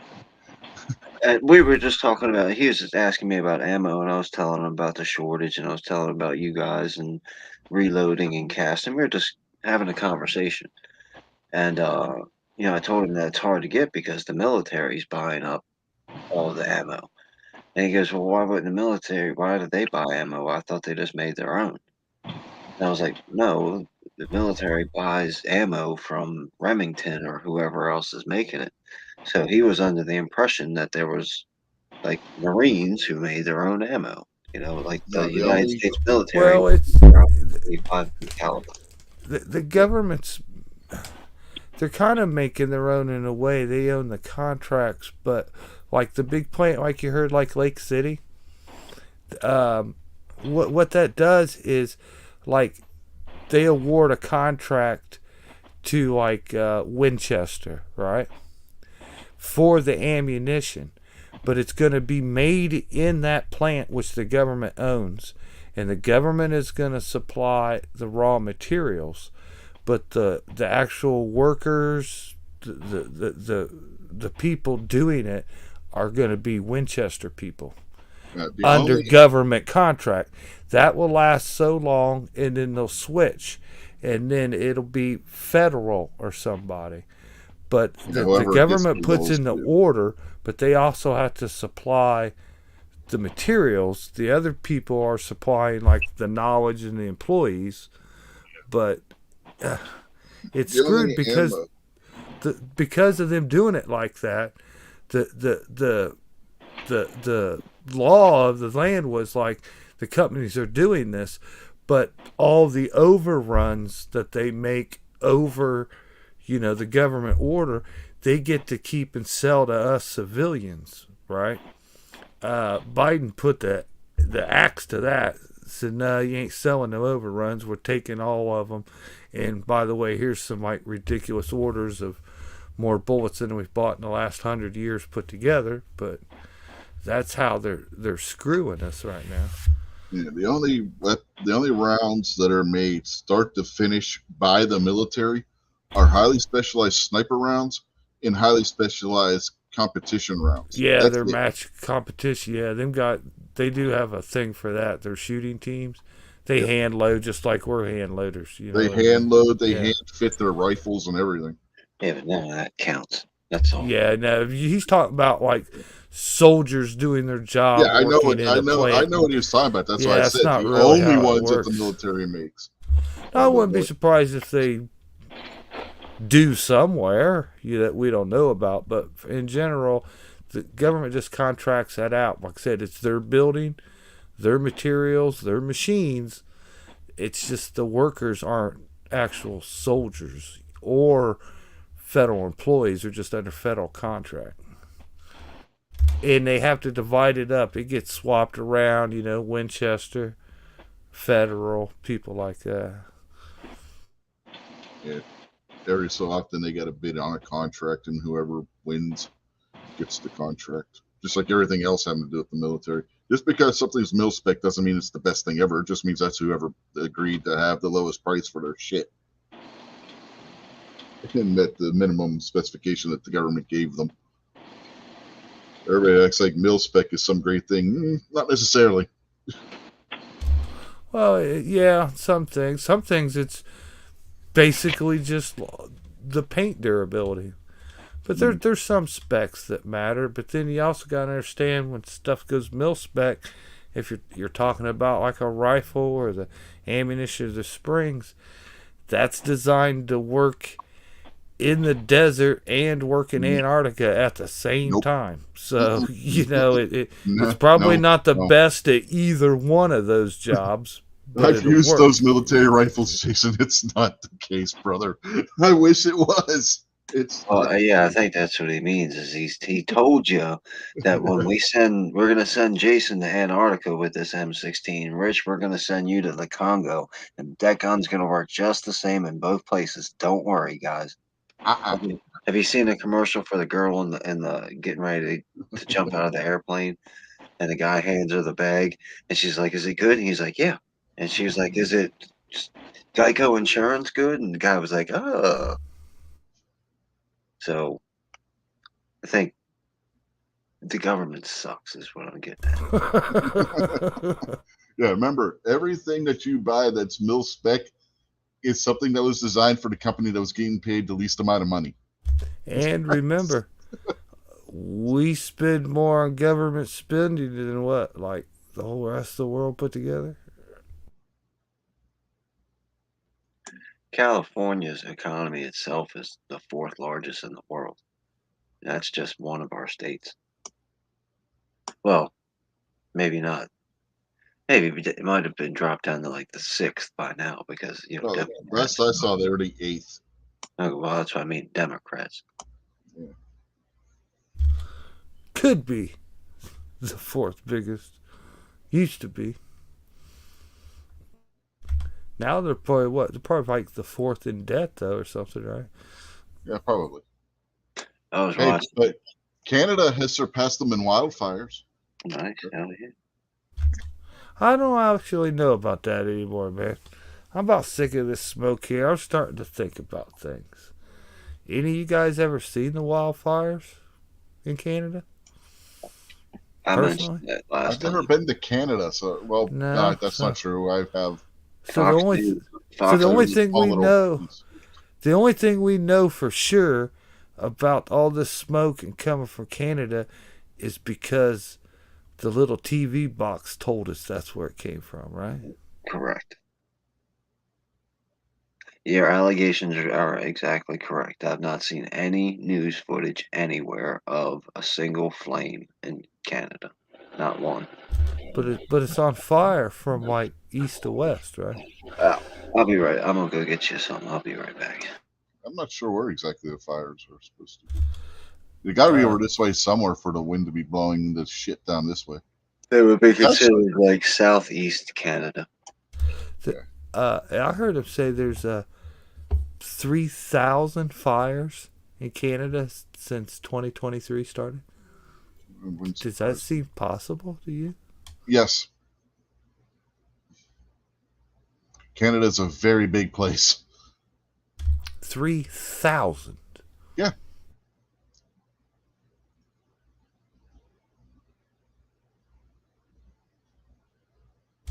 I don't know, man. I don't believe it. I think China's smoking us out, man.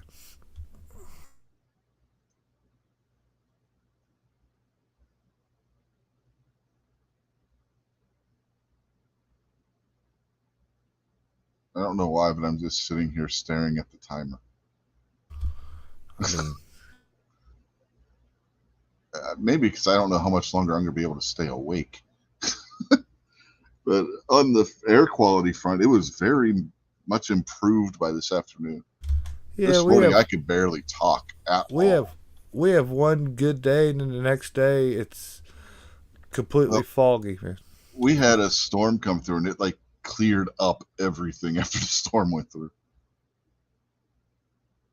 I think the wind shifted and pushed when the storm came through and pushed shit back north again. Wasn't as bad as yesterday. Got up 7 o'clock in the. No, I got up at 3 o'clock in the morning yesterday, but at 7 o'clock, Kingpin, he's not there. Damn. When he gets back, he can verify. There's the hills around here all have turbines on top of them. You couldn't see the fucking things. It was so damn smogged up, and I guess for lack of a better word, you could not see those turbines on top of the ridges. They were just completely and totally encased in whatever the fuck this shit is. Yeah, man. Like, how come this isn't like a national state of emergency? How Because come we're not Biden's an spend? asshole. How come we're not spending billions of dollars to go up there and fight this, put fires out, or do something? Why is our country suffering just covered in fucking smoke every Because day? Trudeau says it's our fault, man.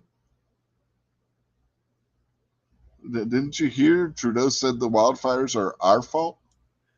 Go check out that link right there. I just put inside the StreamYard chat. No, I'll go get you one more.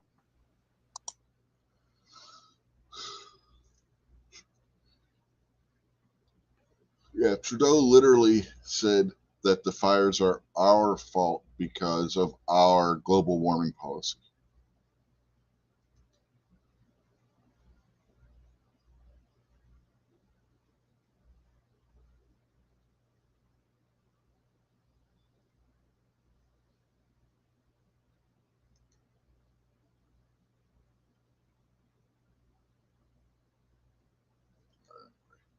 This is more of a tomorrow night topic anyway.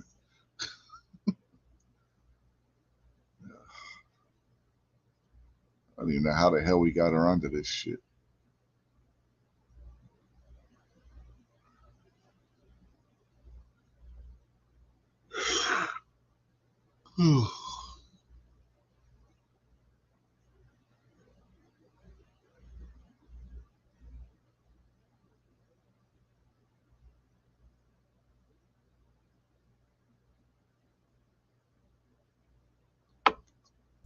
That's what I'm saying, man. That's what I'm talking about. Makes me get all iffy about stuff.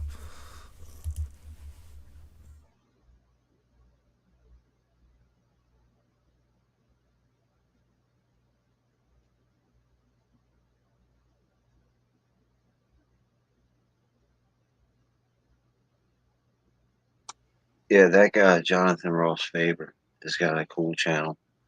He doesn't put out a lot of videos, but he puts out a lot of cool videos like that. And then this here is a channel over on Odyssey that he talks about all our favorite people: Dr. Fauci, Zelensky, WHO, all that kind of stuff.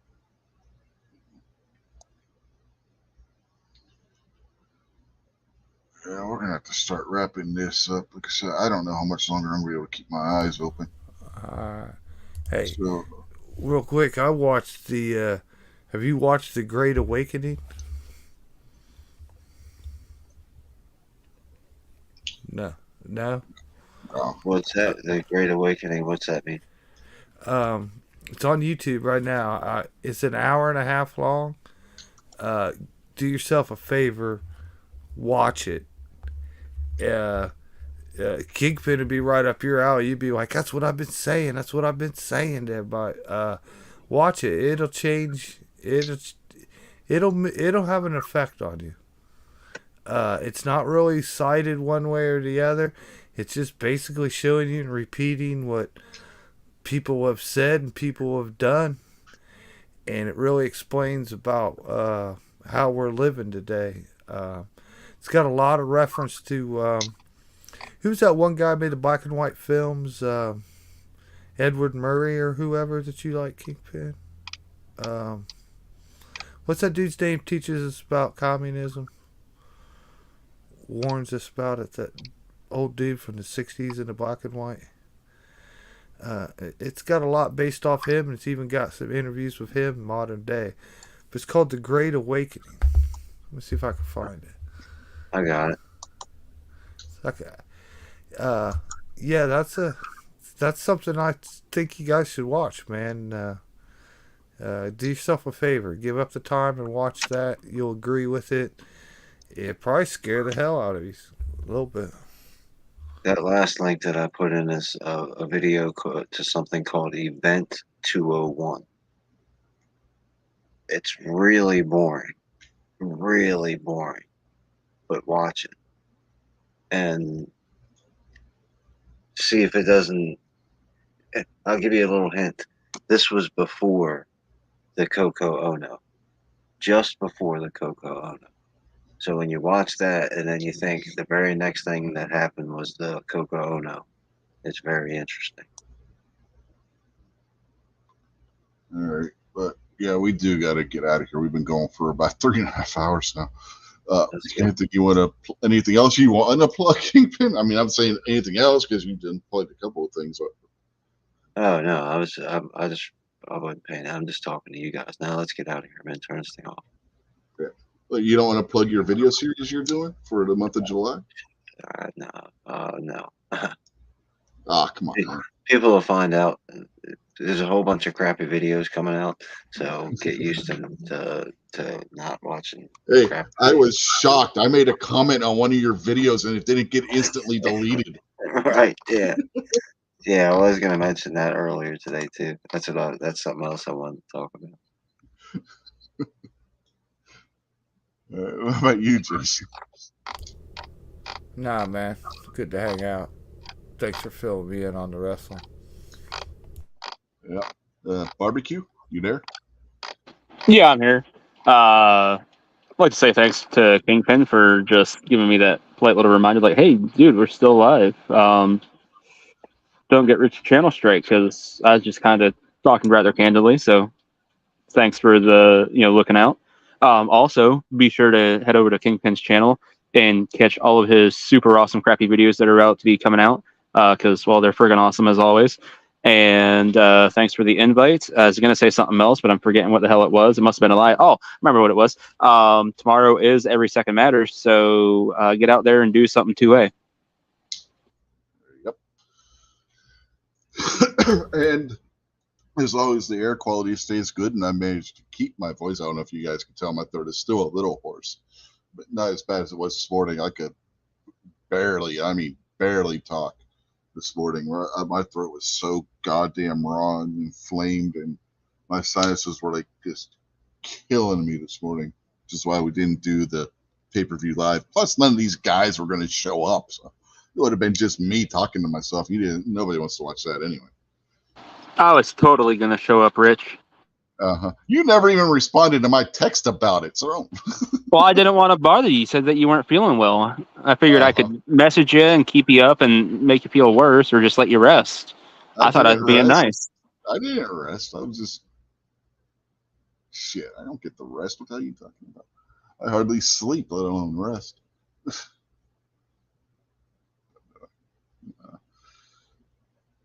No, I forgot what the hell I was going to say.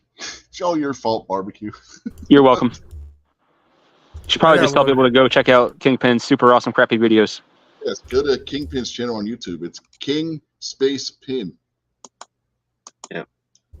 I got one to leave you with, boys. Oh, Trees don't hang with the grass, even though they started from the same place. no, Epstein and listen to the Rush song "Trees." It's a good song. Epstein didn't kill himself, since we're talking about hanging trees. Yeah, If I you mean, listen, good. somebody commits suicide in a prison that's never had anybody commit suicide. You know what you're gonna have to do is you're just gonna have to abruptly hit the end button, Rich, because Yeah, you eventually. know how this goes. But if You you want to know see it- what kind of assholes trees are, listen to the Rush song "The Trees." I mean, I'm telling you. Did you know in England they burn fags to stay warm? Yeah, we're out of here, everybody.